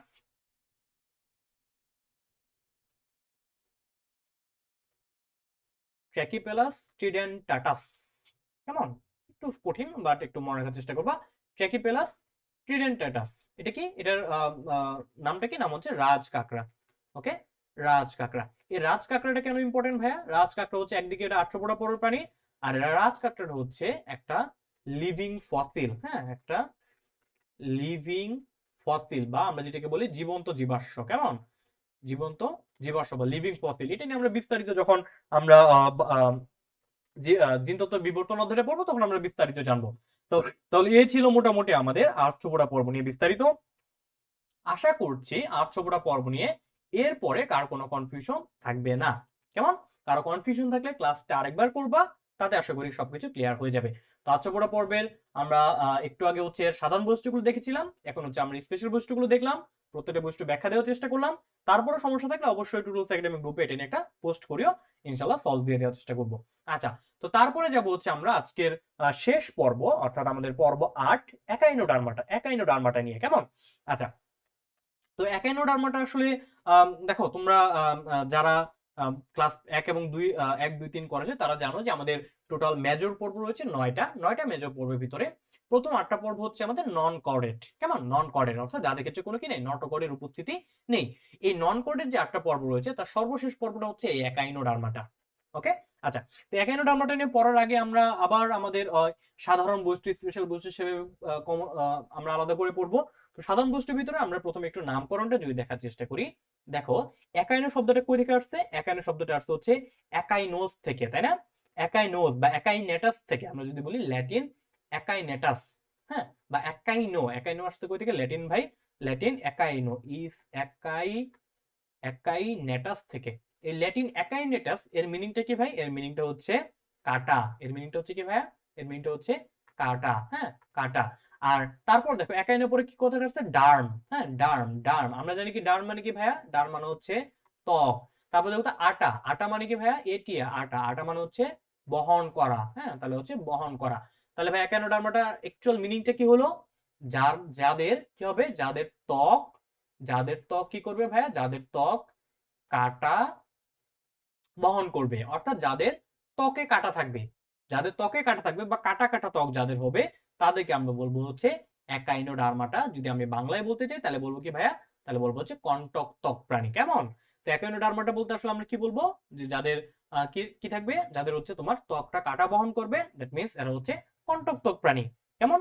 আচ্ছা, তো এখন বলতো তাহলে হচ্ছে এই এই এই যে সুন্দর একটা প্রাণী, কন্টক ত্বক প্রাণী, তাহলে নামকরণ ভাইয়া কি করেছেন? নামকরণ করেছে হচ্ছে বিজ্ঞানী, ধরো আমি যদি নামকরণটা লিখে নিই, নামকরণ করেছে হচ্ছে বিজ্ঞানী জ্যাকব লিন, কেমন? বিজ্ঞানী জ্যাকব লিন, হ্যাঁ, বিজ্ঞানী জ্যাকব লিন, বিজ্ঞানী জ্যাকব লিন এই পর্বে নামকরণ করেছেন, বুঝতে পারছি? বিজ্ঞানী জ্যাকব লিন এই একাইনোডার্মাটা পর্বে নামকরণ করেছেন। ওকে, ফাইন। তাহলে আমরা মোটামুটি নামকরণ জানলাম, দেন নামকরণটা কেন হয়েছে কন্টক ত্বক প্রাণী, ত্বকটা কাটা কাটা যুক্ত, সেটা আমরা বুঝলাম যে এটা হচ্ছে কি আমাদের একাইনোডার্মাটা। তো এই যে ফিগার গুলোতে একটু দেখতে পাচ্ছ অবশ্যই যে একাইনোডার্মাটা। ওকে, আচ্ছা, তো একাইনোডার্মাটা নিয়ে আমরা হচ্ছে তো আমরা আবার আমাদের কিছু কমন যে আমরা যে ক্রাইটেরিয়ার ভিতরে ফেলে একটা পর্বকে পড়ার চেষ্টা করি, সেই ক্রাইটেরিয়ার ভিতরে ফেলার চেষ্টা করব, অর্থাৎ প্রথমে আমাদের সংগঠন ক্রমমাত্রাটা।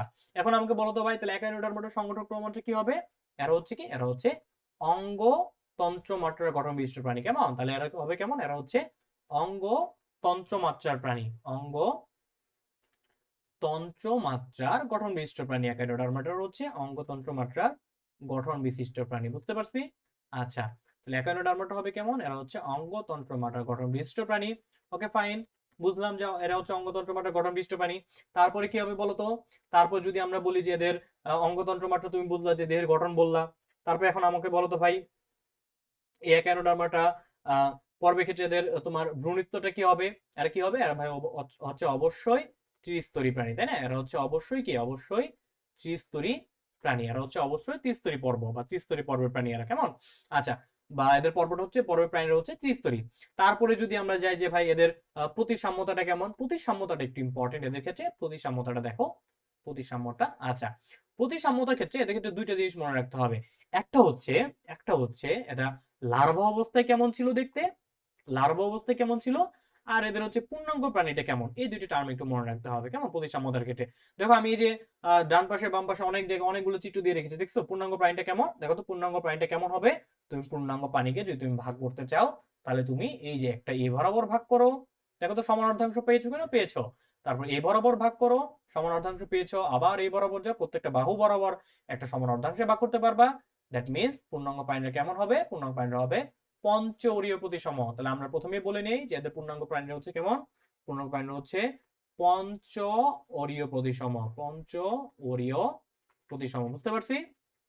অর্থাৎ এটা 5টা অরীয় তল বরাবর এদের কি করতে পারবো? আমরা সমান অর্ধাংশে ভাগ করতে পারবো। বাট যদি বলি লার্ভা অবস্থায় এরা কেমন ছিল ভাইয়া, তাহলে লার্ভা অবস্থায় হবে এরা দ্বিপার্শ্বীয় প্রতিসম, কেমন? লার্ভা অবস্থায় হবে এরা দ্বিপার্শ্বীয় প্রতিসম। বুঝতে পেরেছি? দ্বিপার্শ্বীয় প্রতিসম হচ্ছে লার্ভা অবস্থায়। তারপরে যদি আমাদের আমাদের পরবর্তী ক্রাইটেরিয়াতে যাই, যে আমরা ভাই অঙ্গতন্ত্র মাত্রা বললাম, ত্রিস্তরী বললাম, প্রতিসাম্যতাটা বলে ফেললাম। এখন আমাকে বলেন যে ভাই এর সিলোমের ভিত্তিতে কেমন বলতো? সিলোমের গঠনের ভিত্তিতে এরা কেমন? সিলোমের ভিত্তিতে এই একাইনোডার্মাটা পরের প্রাণীরা হচ্ছে কেমন? এরা হচ্ছে কি? ইউসিলোমেট বা প্রকৃত সিলোম যুক্ত, কেমন? এরা হচ্ছে ইউসিলোমেট বা প্রকৃত সিলোম যুক্ত পর্ব, তাই না? এরা হচ্ছে ইউসিলোমেট বা বা প্রকৃত সিলোম যুক্ত। বুঝতে পেরেছি? ইউসিলোমেট বা প্রকৃত সিলোম যুক্ত পর্ব হচ্ছে একাইনোডার্মাটা। সিলোম যুক্ত পর্ব হচ্ছে একাইনোডার্মাটা, কেমন? আচ্ছা, তো প্রকৃত সিলোম যুক্ত বুঝলাম। তারপরে বলেন তো ভাই যে এদের তো আপনি সিলোম বললেন, এখন বলতে ভাই সংবহন তন্ত্র রয়েছে কিনা? এদের কোনো রক্ত সংবহন তন্ত্র নেই। কি নেই ভাই? কোনো রক্ত সংবহন তন্ত্র নেই। এর পরিবর্তে কি রয়েছে? এর পরিবর্তে রয়েছে এদের পানি সংবহন তন্ত্র। তাহলে আমরা কি বলবো এদের? এদের একটি স্পেশাল বা অনন্য গড়নের পানি সংবহন তন্ত্র রয়েছে, কেমন? অনন্য গড়নের, আমি ডিরেক্ট বইয়ের লাইনটি ইউজ করতেছি, অনন্য গড়নের পানি সংবহন তন্ত্র রয়েছে। একটু খুবই ইম্পর্টেন্ট, কি রয়েছে ভাইয়া? পানি সংবহন তন্ত্র। একমাত্র পানি সংবহন তন্ত্র আমরা কি একাইনোডার্মাটার ক্ষেত্রে পাবো। আর পানি সংবহন তন্ত্রের মতো একটা জিনিস পাবো, যেটাকে আমরা বলি নালীতন্ত্র, কোথায় জানি ভাইয়া? পরিফেরাতে পাবো, কেমন? তাহলে অনন্য গড়নের পানি সংবহন তন্ত্র থাকবে হচ্ছে আমাদের এই একাইনোডার্মাটা পরের প্রাণীতে, কেমন? তাহলে অন্য গড়নের পানি সংবহন তন্ত্র রয়েছে। তাহলে এই পানি সংবহন তন্ত্র রয়েছে, তার মানে কি? আমাদের দেহে দেখো কি রয়েছে? রক্ত সংবহন তন্ত্র রয়েছে। কেন রক্ত প্রয়োজন? সারা দেহে নিউট্রিয়েন্টস পৌঁছানোর জন্য, সারা দেহ থেকে কার্বন ডাই অক্সাইড ফিরিয়ে আনার জন্য, তাই না? আবার অক্সিজেন পৌঁছানোর জন্য। তাহলে এই যে অক্সিজেন পৌঁছানো, সারা দেহে কার্বন ডাই অক্সাইড ব্যাক করে আনা, সারা দেহে প্রত্যেকটা কোষে পুষ্টি উপাদান পৌঁছানো, এই কাজটা আমাদের ক্ষেত্রে করতেছে রক্ত। বাট একাইনোডার্মাটা পরের প্রাণীদের ক্ষেত্রে কে করবে? পানি করবে। কেন? কারণ তাদের ক্ষেত্রে রক্তের পরিবর্তে কি রয়েছে? এই পানি সংবহন তন্ত্রটা রয়েছে। বুঝতে পেরেছি? আচ্ছা, তাছাড়া কি রয়েছে এদের পানি সংবহন তন্ত্র ছাড়াও? হিমাল ও পেরিহিমাল তন্ত্র নামে আলাদা আরো দুটো তন্ত্র রয়েছে, যেটা আসলে আমাদের ক্ষেত্রে অতটা ইম্পর্টেন্ট না, যেটা আমরা আসলে না হলেও চলবে। তাছাড়া আমরা কি বলতে পারি বলতো? এদের হচ্ছে কি কোনো লার্ভা দশা কি রয়েছে? এদের হচ্ছে কোনো কি? এদের লার্ভা দশা রয়েছে, কেমন? তা লার্ভা দশার ভিতরে কি কি রয়েছে? লার্ভা দশাগুলোর নাম অতটা ইম্পর্টেন্ট না, তাও আমি লিখে দিচ্ছি। এদের যে লার্ভা দশা কি বলবো আমরা? লার্ভা দশার ক্ষেত্রে বলবো, লার্ভা দশার মধ্যে কয়েকটা লার্ভা রয়েছে। একটা নম্বর হচ্ছে আমরা বলতে পারি হচ্ছে বাইপিনারিয়া। লার্ভা দশার ক্ষেত্রে বলতে পারি হচ্ছে বাইপিনারিয়া। লার্ভা দশা অনেক ক্ষেত্রে কলেজে পরীক্ষাতে দিয়ে দেয়, সেজন্য আর কি পড়ানো। তো লার্ভা দশার ক্ষেত্রে হচ্ছে বাইপিনারিয়া লার্ভা দশা রয়েছে, অরিকুলারিয়া লার্ভা দশা রয়েছে, কেমন? বাইপিনারিয়া, দেন হচ্ছে অরিকুলারিয়া লার্ভা দশা রয়েছে। তাছাড়া কি লার্ভা দশা রয়েছে এদের ক্ষেত্রে? তারপর হচ্ছে একাইনোকিটাস লার্ভা দশা রয়েছে, এক্সেট্রা এক্সেট্রা। ওকে, তাছাড়া রয়েছে হচ্ছে একাইনোকিটাস লার্ভা দশা। একাইনোকিটাস লার্ভা দশা, একাইনোকিটাস লার্ভা দশা রয়েছে। বুঝতে পেরেছি? আচ্ছা, তাহলে বললাম যে ভাই একাইনোডার্মাটার ক্ষেত্রে এগুলো ছিল আমাদের কি বৈশিষ্ট্য ভাই? এগুলো ছিল আমাদের কমন বৈশিষ্ট্য বা সাধারণ বৈশিষ্ট্য। আমি আবারও লিখে দিচ্ছি, এগুলো হচ্ছে সাধারণ কিছু বৈশিষ্ট্য। যে বৈশিষ্ট্যগুলো তোমাকে কি করতে হবে? একটা পর্বের নাম শুনলে এই বৈশিষ্ট্যগুলো তোমাকে বা তোমার মাথায় খেলতে হবে বা তোমার মাথায় আসতে হবে। কেমন? যেন তুমি কি ধরো তোমাকে একটা পর্বের বৈশিষ্ট্য পরীক্ষায় লিখতে হবে যে তোমাদের একাইনোডার্মাটা পর্বের বৈশিষ্ট্যগুলো লিখো, তাহলে তুমি যে 8-10টা বৈশিষ্ট্য লিখবা, তুমি শুরু করবে হচ্ছে সাধারণ বৈশিষ্ট্যগুলো দিয়ে। কেমন? তা তুমি কি, তোমার তো আসলে এখান থেকে মনে রাখতে হচ্ছে না, কারণ তুমি যখন সেন্টিমিটার ভিত্তি পড়েছো সেখানে তুমি অলরেডি জানো যে একাইনোডার্মার পর্বটা হচ্ছে কি অঙ্গতন্ত্র মাঠে গঠন বিশিষ্ট পর্ব। এরা হচ্ছে ত্রিস্তরী, অর্থাৎ এদিকে হচ্ছে কি থাকবে, অ্যাক্টোডার্ম, মেসোডার্ম, এন্ডোডার্ম থাকবে ভ্রূণ অবস্থায়। তারপর এরা হচ্ছে প্রতিসম হচ্ছে লার্ভা দশায় দ্বিপার্শ্বীয় প্রতিসম, পূর্ণাঙ্গ অবস্থায় পঞ্চরী প্রতিসম, সিলোমের ভিত্তিতে এরা হচ্ছে ইউসিলোমেট বা প্রকৃত সিলোম যুক্ত। এদের হচ্ছে কি থাকবে, পানি সংবন্ধন থাকবে। এগুলো হচ্ছে এদের বেসিক বৈশিষ্ট্য যেগুলো তোমার জানতে হবে। আর লার্ভা দশাটা তোমার মনে থাকলে তুমি লার্ভা দশাটাও বলে দিবে। বুঝতে পারছি?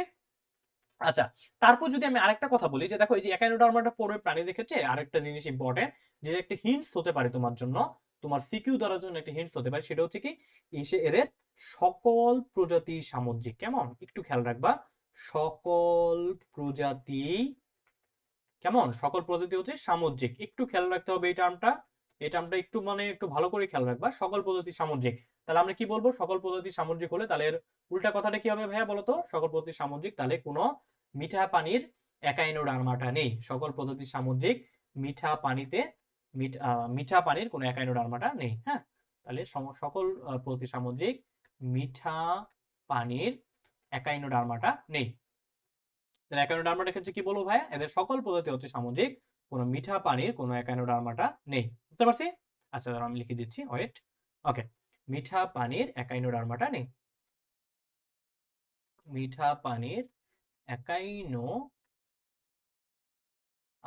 ডার্মাটা নেই। ওকে, আচ্ছা এখন আমাকে বলো তো ভাই, এই যে মিঠা পানির একাইনোডার্মাটা নেই, বুঝলাম ভাই মিঠা পানিতে কোনো একাইনোডার্মাটা নেই বা একাইনোডার্মা কোনো পর্বে কোনো প্রাণী মিঠা পানিতে থাকে না। এখন আমাকে বলেন তাহলে ভাই কেন থাকে না মিঠা পানিতে একাইনোডার্মাটা? কেন থাকে না বলেন? আচ্ছা, মিঠা পানিতে একাইনোডার্মাটা নেই তার কারণটা হচ্ছে এরা, তুমি দেখবে তোমার বইতে খুব সুন্দর করে বলা আছে যে এরা এরা অসম রেগুলেশন করতে পারে না। হ্যাঁ, এরা অসম রেগুলেশন করতে পারে না। কেমন? অসম রেগুলেশন, এরা অসম রেগুলেশন করতে পারে না। অসম রেগুলেশন করতে পারে না। আচ্ছা, এই তো ভাই যে প্যাচ লাগিয়ে গেছে ভাই, আপনি বললেন যে অসম রেগুলেশন করতে পারে না, এখন আপনি আমারে বুঝান যে অসম রেগুলেশন কি। হ্যাঁ, এই এক অসম রেগুলেশন নিয়ে একটা ফুল ক্লাস নেওয়া যায়, এত ইম্পর্টেন্ট একটা টপিক অসম রেগুলেশন। কিন্তু আমাদের ইন্টারমিডিয়েটের জন্য খুবই অল্প হলে চলে। অসম রেগুলেশন হচ্ছে, অসম রেগুলেশন হচ্ছে কি, অসম রেগুলেশন হচ্ছে প্রতিকূল পরিবেশ। এক কথায় বলতে গেলে আমি যদি সহজভাবে বলি সেটা হচ্ছে কি, প্রতিকূল প্রতিকূল বা অচেনা পরিবেশের সাথে, প্রতিকূল বা আমরা বলতে পারি কি অচেনা পরিবেশের সাথে, একটু খেয়াল রাখবা, প্রতিকূল বা অচেনা পরিবেশের সাথে কি করা, প্রতিকূল বা অচেনা বা পরিবর্তিত পরিবেশের সাথে খাপ খাইয়ে নেওয়ার ক্ষমতা। কেমন? খাপ খাইয়ে নেওয়ার ক্ষমতা। প্রতিকূল বা অচেনা পরিবেশের সাথে খাপ খাইয়ে নেওয়ার যে ক্ষমতা, সেটাকে আমরা বলি অসম রেগুলেশন, বা ইংলিশে বলতে পারি হোমিওস্ট্যাসিস। অর্থাৎ তোমার দেহের একটা কনস্ট্যান্ট একটা কন্ডিশন বজায় রাখা। অর্থাৎ তোমার প্রতিকূল কিংবা অচেনা পরিবেশের সাথে খাপ খাইয়ে নেওয়ার ক্ষমতা হচ্ছে অসম রেগুলেশন। এরা অসম রেগুলেশন করতে পারে না, দ্যাটস ওয়াই এরা মিঠা পানিতে থাকতে পারে না। এখন বলতে পারো ভাই তাহলে অসম রেগুলেশন করতে পারে না বুঝলাম, তাহলে মিঠা পানিতে কেন থাকতে পারবে না? আচ্ছা ভাই, এরা হচ্ছে কি সকল প্রাণীর সামুদ্রিক না, এরা এরা সকল প্রাণীর সামুদ্রিক, তাহলে সমুদ্রে কি থাকবে বলো ভাই? ভাই সমুদ্রে থাকবে হচ্ছে কি, সমুদ্রে বিভিন্ন ধরনের আয়ন থাকবে, তাই না? সমুদ্রের পানি কি, সমুদ্রের পানি লবণাক্ত, সমুদ্রে বিভিন্ন ধরনের আয়ন থাকবে, বিভিন্ন ধরনের জৈব পদার্থ থাকবে, তাই না? অজৈব আয়ন থাকবে। তো এই যে সমুদ্রে যখন থাকে, তখন সে আয়নিক পরিবেশের সাথে তাদের দেহে যেহেতু আবার পানি সংবন্ধন রয়েছে, তার সাথে তারা অ্যাডজাস্টেড থাকে। বাট যখন সে সমুদ্র থেকে মিঠা পানিতে আসে, তখন যখন সে মিঠা পানিতে আসে বা নদীর মোহনায় যখন আসে, তখন কি হয়, মিঠা পানিতে আইসে তারা কি করতে পারে না, তারা টিকে থাকতে পারে না বা তারা তার বডিটাকে অ্যাডজাস্ট করতে পারে না। দ্যাটস ওয়াই এদের মিঠা পানিতে পাওয়া যায় না। তাহলে এদের কোথায় পাওয়া যাবে? এদেরকে শুধুমাত্র সমুদ্রে পাওয়া যাবে, মিঠা পানিতে পাওয়া যাবে না। মিঠা পানিতে দ্যাট মিনস নদীর মোহনায়ও পাওয়া যাবে না। নদীর মোহনায়, এটাও বলা আছে তোমাদের বইতে, মোহনায়ও পাওয়া যাবে না। কেমন? পাওয়া যাবে না। বুঝতে পারছি? আচ্ছা, তাহলে কি বললাম তাহলে ভাইয়া? যদি আমি আরেকবার রিভিউ করি যে আমাদের একাইনোডার্মাটার কিছু কমন বৈশিষ্ট্য কি হবে? ফার্স্ট অফ অল একাইনোস মানে কাটা, তাহলে আর ডার্ম মানে ত্বক, এটা আমরা জানি। আর আটা মিন্স বহন করা, তাহলে একাইনোডার্মাটাই মানে কি? যারা হচ্ছে কাটা বহন করবে। কেমন? তাহলে সাধারণ বৈশিষ্ট্য নামকরণটা কি করছেন বিজ্ঞানী জ্যাকব লিন। তো সাধারণ বৈশিষ্ট্যের ভিতর কি কি থাকবে? এরা হচ্ছে অঙ্গতন্ত্রমাটা গঠনবিষ্ট প্রাণী হবে। আমাদের ফরম্যাট অনুযায়ী আমরা বলবো। তারপর বলবো এরা ত্রিস্তরী প্রাণী। এদের প্রতিসাম্যতাটা কেমন? প্রতিসাম্যতাটা দেখো, লার্ভা অবস্থায় থাকবে দ্বিপার্শ্বীয় প্রতিসাম্য, আর পূর্ণাঙ্গ অবস্থার সময় দেখো কি হয়ে যাবে? এই যে পঞ্চরীয় প্রতিসাম্য হয়ে যাবে। কেমন? তারপর এদের সিলোমের ভিত্তিতে কেমন? এরা হচ্ছে ইউসিলোমেট বা প্রকৃত সিলোমযুক্ত। এদের কি থাকবে? এদের কোনো রক্ত সংবহনতন্ত্র থাকবে না, বাট মোস্ট ইম্পর্টেন্টলি এদের কি থাকবে? পানি সংবহনতন্ত্র থাকবে। কেমন? এদের ক্ষেত্রে কি থাকবে ভাইয়া? এদের ক্ষেত্রে পানি সংবহনতন্ত্র থাকবে। ওকে, তারপরে লার্ভা দশাগুলো একটু দেখে নিবা, বাইপিনারিয়া, অরিকুলারিয়া, একাইনোকিটাস। দেন সকল প্রজাতি হচ্ছে সামুদ্রিক, কোনো মিঠা পানির একাইনোডার্মাটা হবে না। এটা কিন্তু একটা হিন্টস হিসেবে থাকতে পারে তোমার পরীক্ষাতে। কেমন? হিন্টস হিসেবে থাকতে পারে তোমার পরীক্ষাতে, এটা হিন্টস হিসেবে থাকতে পারে, একটু খেয়াল রাখতে হবে। ওকে, আচ্ছা, কেন মিঠা পানিতে থাকতে পারে না? কারণ এরা অসম রেগুলেশন করতে পারে না।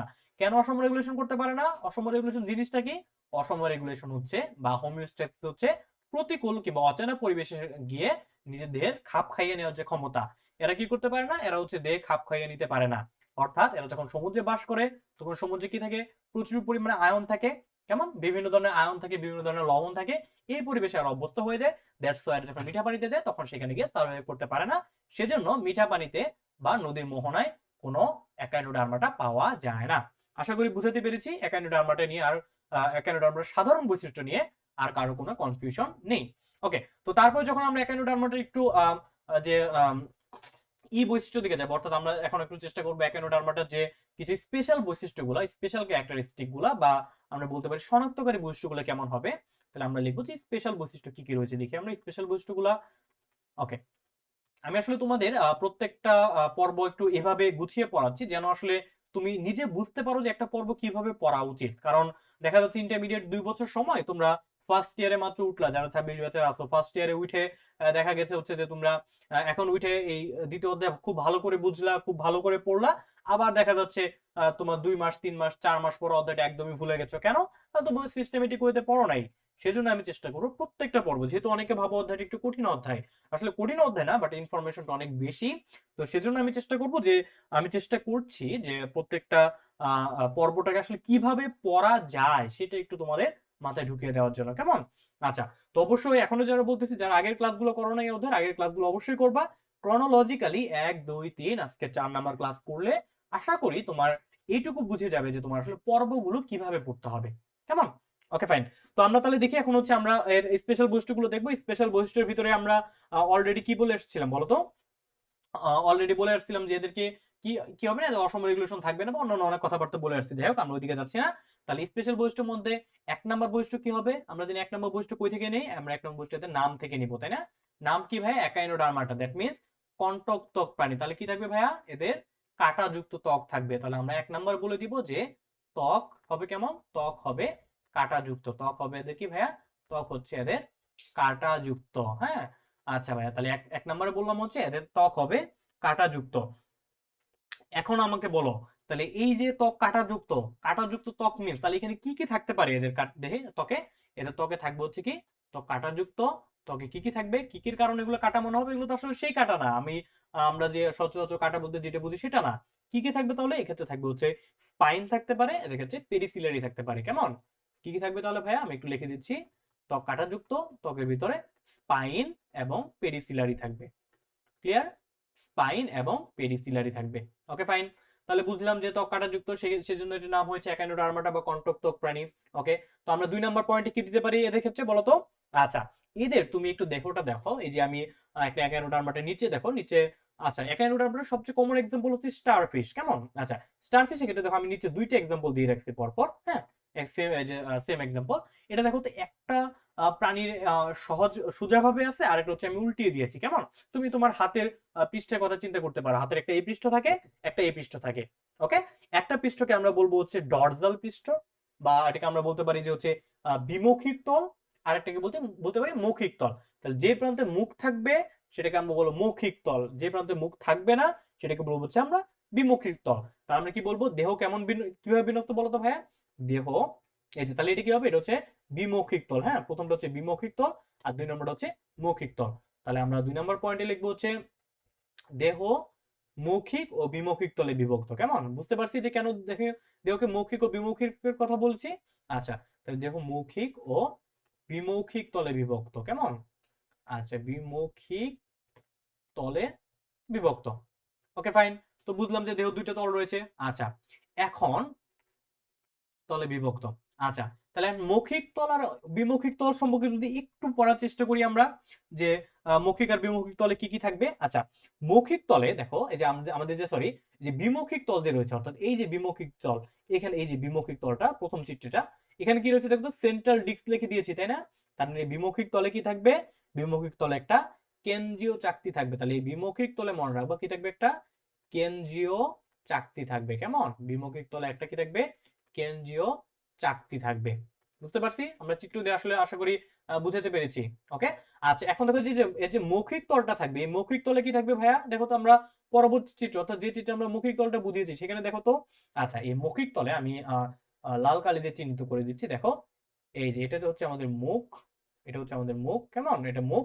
আর এই যে দেখো মৌখিক তলে 5টা যে আমাদের রয়েছে, সেখানে 5টা খাঁজ থাকবে। কেমন? মৌখিক তলে কি থাকবে, এরকম এই যে 5টা খাঁজের মতো অংশ থাকবে। বুঝতে পারছি? মৌখিক তলে কি থাকবে ভাই, 5টা খাঁজের মতো অংশ থাকবে। আমাদের বিমৌখিক তলে কি থাকবে, অর্থাৎ আমাদের এই যে এই পৃষ্ঠে কি থাকবে ভাইয়া, এই পৃষ্ঠে একটা সেন্ট্রাল ডিস্ক বা একটা কেন্দ্রীয় চাকতি থাকবে। আর মৌখিক তলে 5টা খাঁজ থাকবে। এই খাঁজগুলোকে আমরা কি বলবো, এম্বুল্যাক্রাল খাঁজ। কেমন? তাহলে মৌখিক তলে কি থাকবে, আমরা লিখতে পারি যে মৌখিক তলে এম্বুল্যাক্রাল খাঁজ থাকবে। কেমন? তাহলে মৌখিক তলে কি থাকবে, এম্বুল্যাক্রাল খাঁজ থাকবে। এম্বুল্যাক্রাল কি থাকবে ভাইয়া, মৌখিক তলে এম্বুল্যাক্রাল খাঁজ থাকবে। তাহলে কি বললাম, মৌখিক আর বিমৌখিক তলে বিভক্ত। বিমৌখিক তলে থাকবে একটা কেন্দ্রীয় চাকতি, আর মৌখিক তলে কি থাকবে ভাইয়া, এম্বুল্যাক্রাল খাঁজ থাকবে। বুঝতে পারছি? আচ্ছা, তারপরে বলবো কি, তারপরে আমরা অলরেডি কিন্তু বলে আসছি যে ভাই কি থাকবে, দেখেছো হচ্ছে পানি সংবহন তন্ত্র থাকবে তাই না, পানি সংবহন তন্ত্র থাকবে। আচ্ছা, পানি সংবহন তন্ত্র থাকবে। এই পানি সংবহন তন্ত্রের মাধ্যমে তারা কি করবে বলতো, পানি সংবহন তন্ত্রের মাধ্যমে তাদের যাবতীয় সংবহনের কাজ করবে। অর্থাৎ তাহলে আমরা এটা বলবো যে পানি সংবহন তন্ত্র উপস্থিত। আর এই পানি সংবহন তন্ত্রের মাধ্যমে তারা কি করবে, ওই যে তাদের দেহের ভিতরে যে পুষ্টি উপাদান পৌঁছানো, অক্সিজেন পৌঁছানো, কার্বন ডাইঅক্সাইড ব্যাক করে আনা, যাবতীয় কাজ তারা এই পানি সংবহন তন্ত্রের মাধ্যমে করবে। বুঝতে পারছি? আচ্ছা, তারপরে কি বলবো ভাই, এদের যেহেতু পানি সংবহন তন্ত্র উপস্থিত, তাহলে কি রক্ত সংবহন তন্ত্র থাকবে না? তাহলে আমরা এখানে বলে দিব যে রক্ত সংবহন তন্ত্র অনুপস্থিত। কেমন? তাহলে পানির সংবহন তন্ত্র উপস্থিত আর রক্ত সংবহন তন্ত্র অনুপস্থিত। তার বদলতে কি থাকবে, তার বদলতে এই রক্ত সংবহন তন্ত্র অনুপস্থিতের বদলতে আরেকটা জিনিস থাকবে, সেটা কি, হিমাল আর পেরিহিমাল তন্ত্র। এখন ভাই আমাকে তো কোশ্চেন করবো যে ভাই হিমাল আর পেরিহিমাল তন্ত্র কি, এটা তুমি না জানলেও হবে আপাতত। ওকে। আচ্ছা, তাহলে হিমাল আর পেরিহিমাল তন্ত্র থাকবে। কেমন? পেরিহিমাল তন্ত্র থাকবে, যার মাধ্যমে বেসিক্যালি এদের অনেক কিছু আদান প্রদান হবে। যাই হোক, এদিকে আমরা যাচ্ছি না। তাহলে বললাম যে পানি সংবন্ধনটা উপস্থিত আর রক্ত সংবন্ধনটা অনুপস্থিত। কি থাকবে, হিমাল আর পেরিহিমাল থাকবে। তারপরে একটা খুবই ইম্পর্টেন্ট টার্ম রয়েছে, সেটা হচ্ছে এদের চলনাঙ্গ। তাহলে চলনাঙ্গ হিসেবে কি থাকবে, যেহেতু এরা চলাচল করবে তাই না, তাহলে এদের মনে রাখবা এদের চলনাঙ্গ। এদের চলনাঙ্গের নাম কি হবে ভাইয়া, চলনাঙ্গের নাম হবে টিউব ফিট। খুবই খুবই ইম্পর্টেন্ট, টিউব ফিট। কেমন? টিউব ফিট হচ্ছে এদের চলনাঙ্গ। এখন আমাকে বলো ভাই, টিউব ফিট মানে কি? টিউব মানে কি ভাই, টিউব মানে নালী, ফিট মানে হচ্ছে পা বা পদ। তাহলে টিউব ফিট বা নালিকা পদ। কেমন? একটু মনে রাখবা, টিউব ফিট বা নালিকা পদ এদের হচ্ছে কি ভাই, এদের হচ্ছে চলনাঙ্গ। এখন টিউব ফিট বা নালিকা পদটা কেমন, এই যে দেখো আমি একটা বাম পাশে একটা চিত্র দিয়ে দিয়েছি, স্টার ফিশের ঠিক নিচের চিত্রটা দেখো তো। এটা হচ্ছে স্টার ফিশ একটা বাহুকে যদি তুমি আইনে একটু জুম আউট করো, তাহলে এই চিত্রটা পাবা না।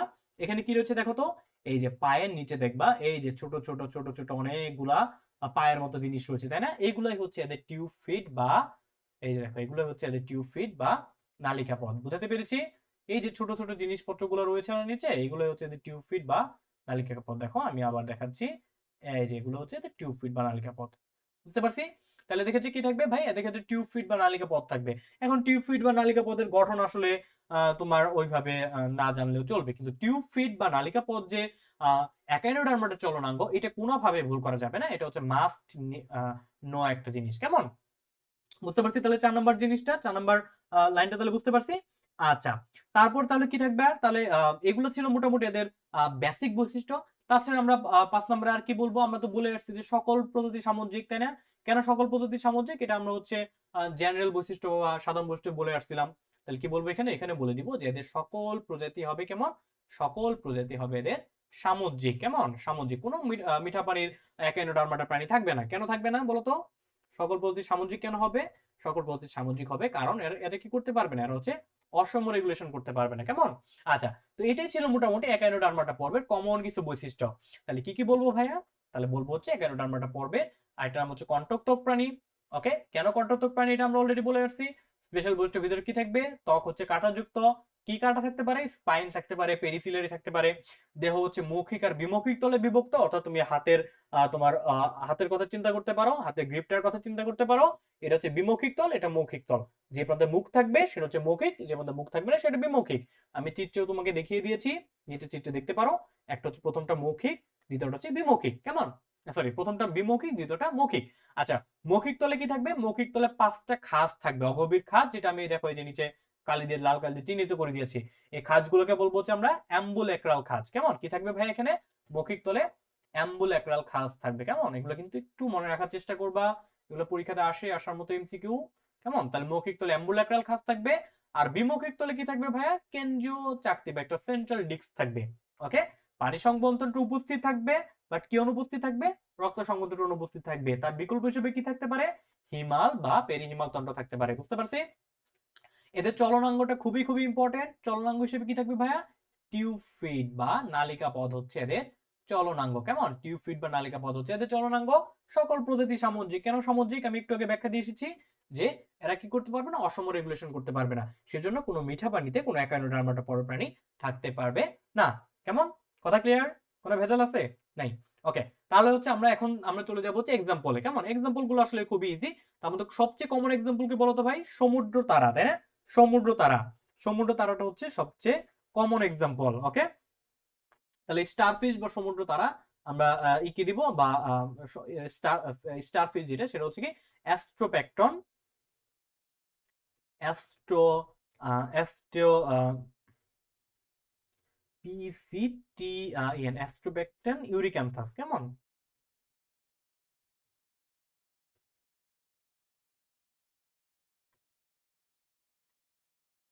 আচ্ছা, ইউরিক্যান্থাসটা মুছে গেছে। যাই হোক, অ্যাস্ট্রোব্যাকটন ইউরিক্যান্থাস এটা আসলে কিসের বৈজ্ঞানিক নাম বলতো? অ্যাস্ট্রোব্যাকটন ইউরিক্যান্থাস জিনিসটা কি? এটা হচ্ছে তোমার বলতে পারছি স্টারফিশ, যেটা যেটা আমরা আসলে চিত্রে এঁকেছি স্টারফিশ। ওকে, একটু মনে রাখার চেষ্টা করবে, অ্যাস্ট্রোব্যাকটন ইউরিক্যান্থাস মনে রাখতে পারো। তারপর আর এই যে দেখো ডান পাশে একটা আছে, এটাকে নাম হচ্ছে তোমার ব্রিটল স্টার মনে হয়, তাই না? এটার নাম হচ্ছে না পালক তারা, সরি, না এটা ব্রিটল স্টার, পালক তারা না, এটা হচ্ছে ব্রিটল স্টার। ওকে, এটা হচ্ছে ব্রিটল স্টার, ব্রিটল স্টার। ওকে, ব্রিটল স্টার। তো এই যে ব্রিটল স্টার এর বৈজ্ঞানিক নামটা একটু দেখতে পারো। বৈজ্ঞানিক নামটা হচ্ছে যদি আমি একটু লিখে দিই যে বৈজ্ঞানিক নামটা হচ্ছে অফিউরা, অফিউরা সিলিয়ারিস। কেমন? অফিউরা সিলিয়ারিস। স্পেলিং ভুল হতে পারে, তোমরা একটু দেখে নিও। হ্যাঁ, অফিউরা সিলিয়ারিস, এটা হচ্ছে ব্রিটল স্টার। ওকে, তাহলে এক্সাম্পলের ভিতরে কি হতে পারে? অ্যাস্ট্রোব্যাকটন ইউরিক্যান্থাস বা স্টারফিশ, আর হতে পারে হচ্ছে অফিউরা সিলিয়ারিস, হ্যাঁ, বা ব্রিটল স্টার। ওকে, এগুলো হচ্ছে আমাদের একাডেমিটা পড়বে কমন এক্সাম্পল। তাছাড়া বাকি এক্সাম্পল যেগুলো রয়েছে এগুলা আসলে তোমরা একটু বই দেখে পড়তে পারো, আর যে এক্সাম্পল শুধু মনে রাখতেই হবে এমন কিছু না। ওকে, ফাইন। তাহলে আমরা একাডেমিটা যদি একটু রিভিউ করে দেই, একটু রিক্যাপ করে দেই যে কি আছে আমাদের এখানে একাডেমিটার ভিতরে। প্রথম হচ্ছে আমরা কিছু সাধারণ বৈশিষ্ট্য পড়বো বলেছিলাম। সাধারণ বৈশিষ্ট্যের ভিতরে আমরা একাডেমিটার নামকরণ, কেন একাডেমিটা হলো, কারণ কি? কারণ হচ্ছে একাইনোস মিন কাটা, আর ডার্ম মিন ত্বক, আর হচ্ছে আটা মানে বহন করা। তাহলে যাদের ত্বকে কাটা বহন করবে যারা, তাদেরকে আমরা বলবো একাইনোডার্মাটা। নামকরণ করছে বিজ্ঞানী জ্যাকব লিন। সাধারণ বৈশিষ্ট্যের ভিতরে কি কি থাকবে? এরা হচ্ছে অঙ্গতন্ত্রকাটা গঠন বিশিষ্ট প্রাণী হবে, এরা ত্রিস্তরী প্রাণী হবে। এদের প্রতিসাম্যতা কি হবে? লার্ভদশে দ্বিপার্শ্বীয় পরিসম। বাট পূর্ণাঙ্গ প্রাণীতে তুমি যখন দেখবা, কেমন দেখবা? পঞ্চরীয় প্রতিসম। সিলোমের ভিত্তিতে আর হচ্ছে ইউসিলোমেট কিংবা প্রকৃত সিলোমযুক্ত প্রাণী। এদের ক্ষেত্রে কি থাকবে? অনন্য গড়নের পানি সংবহনতন্ত্র থাকবে, কোনো রক্ত সংবহনতন্ত্র থাকবে না। কেমন? এদের লার্ভা দশা থাকবে হচ্ছে কি বাইপিনারিয়া কিংবা এরিকুলারিয়া বা একাইনোটাস লার্ভা দশা থাকবে। এরা সকল প্রজাতি হবে সামুদ্রিক। কোনো মিঠা পানি একাইনোডার্মাটা থাকবে না। কেন ভাই মিঠা পানি একাইনোডার্মাটা থাকবে না বলেছি? কারণ এরা কি করতে পারবে না? অসম রেগুলেশন করতে পারবে না। এখন what do you mean by osmoregulation? Osmoregulation মানে অসম সিচুয়েশনে, দ্যাট মিন প্রতিকূল অবস্থায় কিংবা অচেনা পরিবেশের সাথে এরা কি করতে পারবে না? নিজের দেহকে খাপ খাইয়ে নিতে পারবে না বা হোমিওস্ট্যাসিস করতে পারবে না। সেজন্য এরা সমুদ্রে বাস করবে না, সেজন্য এরা সমুদ্রে বাস করে যেহেতু এরা মিঠা পানিতে বাস করতে পারবে না, অর্থাৎ এদের আমরা নদীর মোহনাতেও পাবো না। তারপর যদি আমরা বলি এর স্পেশাল ক্যারেক্টারিস্টিকের ভিতরে কি কি আছে বা এদের সন্তকের বৈশিষ্ট্য কি কি রয়েছে, এদের ত্বক কাঁটাযুক্ত থাকবে। কি কি কাঁটা থাকতে পারে? স্পাইন থাকতে পারে, পেডিসিলারি থাকতে পারে। এদের দেহ মৌখিক আর বিমৌখিক তলে বিভক্ত থাকবে। মৌখিক তলে আবার 5টা অ্যাম্বুল্যাক্রাল খাঁজ থাকবে, আর বিমৌখিক তলে কি থাকবে? সেন্ট্রাল ডিস্ক বা কেন্দ্রীয় চাকতি থাকবে। এদের ক্ষেত্রে কি থাকবে ভাইয়া? পানি সংবন্ধনটা থাকবে, কোনো রক্ত সংবন্ধনটা থাকবে না। আর রক্ত সংবন্ধনের বিকল্প হিসেবে হিমাল পেরিহিমাল তন্ত্র থাকতে পারে। চলনাঙ্গের নাম কি? টিউব ফিট বা নালিকা পথ। খুবই খুবই ইম্পর্টেন্ট একটা টার্ম, টিউব ফিট বা নালিকা পথ। কাদের চলনাঙ্গ? একাইনোডার্মাটা পর্বে চলনাঙ্গ। এদের সকল প্রজাতি সামুদ্রিক। কেমন? এক্সাম্পল কি হতে পারে? অ্যাস্ট্রোব্যাক্টর ইউরিক্যান্থাস বা স্টারফিশ, আর হতে পারে তোমার ব্রিটল স্টার। ওকে, আশা করি আমাদের একাইনোডার্মাটা পর্ব নিয়ে বা আমাদের 8 নম্বর পর্ব নিয়ে কারো কোনো ধরনের কোনো কনফিউশন নেই। তো এর মাধ্যমে মোটামুটি আজকে আমাদের ক্লাসের মোটামুটি সমাপ্তি করতে যাচ্ছি। তাহলে দেখো আমি যদি এই যে প্রথম 3টা ক্লাসে, হ্যাঁ, যে প্রথম ক্লাস, দ্বিতীয় ক্লাস, তৃতীয় ক্লাস, তারপর আজকে 4 নম্বর ক্লাস, 4টা ক্লাসে আমি কি চেষ্টা করেছি? আমরা 4টা ক্লাসে চেষ্টা করেছি যে প্রাণীর শ্রেণীবিন্যাসটুকু পড়তে। কেমন? আমি যদি একটু লিখি যে আমরা প্রাণীর শ্রেণীবিন্যাস পাঠটুকু দেখেছি। প্রাণীর শ্রেণীবিন্যাস, শ্রেণীবিন্যাস মানে হচ্ছে আমরা চেষ্টা করেছি হচ্ছে কই থেকে দেখার বলতো? আমরা একদম শ্রেণীবিন্যাসের ভিত্তি দেখেছি। হ্যাঁ, শ্রেণীবিন্যাসের ভিত্তি দেখেছি। তারপর হচ্ছে প্রাণীর শ্রেণীবিন্যাসের পদ্ধতিগুলো দেখেছি। কেমন? তারপর বৈজ্ঞানিক নাম দেখেছি, দ্বিপদ নামকরণ, ত্রিপদ নামকরণ, এগুলো দেখে তারপরে আমরা শ্রেণীবিন্যাসের প্রয়োজনীয়তাগুলো দেখে আস্তে আস্তে আস্তে আস্তে আমরা প্রাণীর কোথায় গেছি ভাইয়া? পর্বে গেছি। কেমন? প্রাণী পর্বে গেছি। তো প্রাণী পর্বের অধীনে আমরা কি বলেছিলাম? যে প্রত্যেকটা পর্ব আমরা আসলে কিভাবে পড়বো সেটা আমি তোমাকে শিখিয়ে দিতে চেয়েছিলাম। তো একটা পর্ব পড়ার জন্য আমরা কি কি ওয়ে ফলো করতে বলেছিলাম? আমরা প্রত্যেকটা পর্ব, যে তোমাকে একটা পর্বের নাম বললো, হ্যাঁ, যে বলো যে এই পর্বের বৈশিষ্ট্যগুলো বলো, তাহলে তুমি আসলে কোন বৈশিষ্ট্যগুলো দিয়ে শুরু করবা? কিছু কমন বৈশিষ্ট্য দিয়ে শুরু করবা, কিছু সাধারণ বৈশিষ্ট্য দিয়ে শুরু করবা। সেই বৈশিষ্ট্যগুলো আমি একটু তোমাদের প্রত্যেকটা পর্ব পড়ানোর মাধ্যমে একটু মানে শেখানোর চেষ্টা করেছি যে বৈশিষ্ট্যগুলো কিভাবে বলবা। যে প্রথমে তোমাকে একটু হয়তো বা একটু নামকরণ ইতিহাসটা বলে দিবা, বা নামকরণটা কেন হয়েছে সেটা বলতে পারো। তারপর এর সংগঠন ক্রমমাত্রা কেমন, তারপর হচ্ছে এর প্রতিসাম্যতাটা কেমন, এর সিলোমের গঠনটা কেমন, এর ভ্রূণীয় স্তর কয়টা, এগুলো বলার পরে তুমি যাবো হচ্ছে স্পেশাল বৈশিষ্ট্যের দিকে। স্পেশাল বৈশিষ্ট্য মানে যে কেন এই প্রাণীগুলো এই পর্বে। অবশ্যই তার কিছু স্পেশাল ক্যারেক্টারিস্টিক থাকবে। যেমন পরিফেরার ক্ষেত্রে কি ছিল? তাদের ক্ষেত্রে ছিল হচ্ছে অস্টিয়াম ছিল। তাদের ক্ষেত্রে ছিল হচ্ছে তোমার, যখন পরিফেরা পড়েছি আমরা বলছি যে এদের নালীতন্ত্র ছিল, তাই না? তারপর যখন তুমি নিডারিয়া পড়েছো তখন সেখানে কি ছিল? সেখানে ভাই আমাদের নিডোসাইট ছিল, তারপর হচ্ছে তোমার নিডোব্লাস্ট ছিল। ওকে, তারপরে সেখানে তারপর যখন আমরা প্ল্যাটিহেলমিনথেস পড়েছি সেখানে রেট্রন অঙ্গের শিখা কোষ ছিল। অর্থাৎ তোমার টাইটেল টপিক গুলা যেগুলার কারণে একটা প্রাণী একটা পর্বের ইনক্লুডেড হয়েছে, একটা পর্ব অন্তর্ভুক্ত হয়েছে, সেগুলো তোমাকে জানতে হবে। যেমন তারপর নেমাটোডের ক্ষেত্রে কি পড়তে হবে? ওই যে আমি বলেছিলাম, নেমাটোডের একটা কোশ্চেন যদি তোমাকে করা হয়, তোমাকে বলতে হবে কি? এদেরকে বলতে হবে হচ্ছে সিউডোসিলোমেট পর্ব। একমাত্র সিউডোসিলোমেট পর্ব নেমাটোডা। তাছাড়া সরি, একমাত্র না, সিউডোসিলোমেট পর্ব নেমাটোডা। তাছাড়া আর কি বলা যায়? নেমাটোডের ক্ষেত্রে বলতে পারি টিউব উইদিন এ টিউব থাকে এদের। কেমন? পরে আজকে পড়ালাম মলাস্কা। মলাস্কার ক্ষেত্রে কি বলতে পারি? রেডুলা বা রেতি জিহ্বা থাকে। কেমন? মালপিজিয়ান নালিকা থাকে। তারপর আমরা পড়েছি হচ্ছে এই আর্থ্রোপোডার ক্ষেত্রে মালপিজিয়ান নালিকা পড়েছি। তারপর হচ্ছে অ্যানিলিডার ক্ষেত্রে পড়েছি। কেমন? তো অ্যানিলিডার ক্ষেত্রে পড়েছি কি? নেফ্রিডিয়া, নেচার অঙ্গের নেফ্রিডিয়া থাকে। এই যে মাত্র একানোডার্মাটা নিয়ে পড়লাম, বললাম যে একানোডার্মাটার ক্ষেত্রে তোমার নালিকা পথ বা টিউব ফিট থাকবে। তারপর হচ্ছে এদের ক্ষেত্রে পানি সংবহনতন্ত্র বা ওয়াটার ভাস্কুলার সিস্টেম থাকবে। তার মানে তুমি যখন পড়বা জেনারেল ক্যারেক্টারিস্টিক গুলোর পাশাপাশি তোমাকে অবশ্যই অবশ্যই স্পেশাল ক্যারেক্টারিস্টিক গুলো জানতে হবে। কোনগুলো জানতে হবে? যেগুলো থেকে তোমাকে হিন্টস দিতে পারে তুমি সিকিউ লেখার ক্ষেত্রে কিংবা এমসিকিউ লেখার ক্ষেত্রে, তুমি যেখান থেকে হিন্টস পাইতে পারো। কেমন? তো আমাদের বলেছিলাম যে আমরা টোটাল মেজর পর্বের মধ্যে 9টা পর্বের ভিতরে আমাদের প্রথম 8টা ছিল হচ্ছে নন কর্ডেট, বাকি একটা হচ্ছে কর্ডেট। তো আমরা মোটামুটি প্রথম 8টা, অর্থাৎ আমরা নন কর্ডেট গুলো মোটামুটি পড়ে ফেলেছি। কেমন? নন কর্ডেট পর্বগুলো মোটামুটি আমরা পড়ে ফেলেছি। ওকে, ফাইন। তো নন কর্ডেট পর্বগুলো আমরা পড়ে ফেলেছি, অর্থাৎ পরিফেরা থেকে একানোডার্মাটা পর্যন্ত শেষ। আমরা নেক্সট ক্লাসে ইনশাআল্লাহ চেষ্টা করব কি নিয়ে পড়া? কর্ডাটা পর্ব নিয়ে পড়ার। কেমন? নেক্সট ক্লাসে আমরা চেষ্টা করবো হচ্ছে করডাটা পর্বটা নিয়ে স্টাডি করার জন্য। ওকে, তো নেক্সট ক্লাসে দেখার আমন্ত্রণ রইলো। আর হচ্ছে তোমরা জানো যে আমি তোমাদের জন্য এসএসসি 26 ব্যাচের জন্য স্পেশালি বা পরবর্তী ব্যাচ বা পরবর্তীতে যারাই এই ভিডিওটা দেখবে ইউটিউবে হোক বা ফেসবুক হোক, তোমরা জানো যে আমি চেষ্টা করছি তোমাদের বায়োলজিটাকে একদম জিরো থেকে গুছিয়ে দেওয়ার, অর্থাৎ একদম শূন্য থেকে তোমাদের একাডেমিক্সে বায়োলজিটাকে গুছিয়ে দেওয়ার জন্য। তো তোমাদের যদি একটু উপকার মনে হয় তাহলে হচ্ছে এই ভিডিওটা একটা লাইক দিয়ে দিবে, আর অবশ্যই আমাদের টুডলস একাডেমি ফেসবুক গ্রুপে জয়েন করে নিবে, আর ইউটিউব চ্যানেলটাকে সাবস্ক্রাইব করে দিবে, আর ফ্রেন্ডের সাথে একটু শেয়ার করে ফেলিও, কেমন? ওকে, তো দেখা হবে নেক্সট ক্লাসে। ততক্ষণ পর্যন্ত সবাই ভালো থেকো, সুস্থ থেকো, সবার জন্য দোয়া রইলো, আমার জন্য দোয়া করিও। আজকের মধ্যে এই পর্যন্তই। তো আল্লাহ হাফেজ, আসসালামু আলাইকুম ওয়া রাহমাতুল্লাহি ওয়া বারাকাতুহু।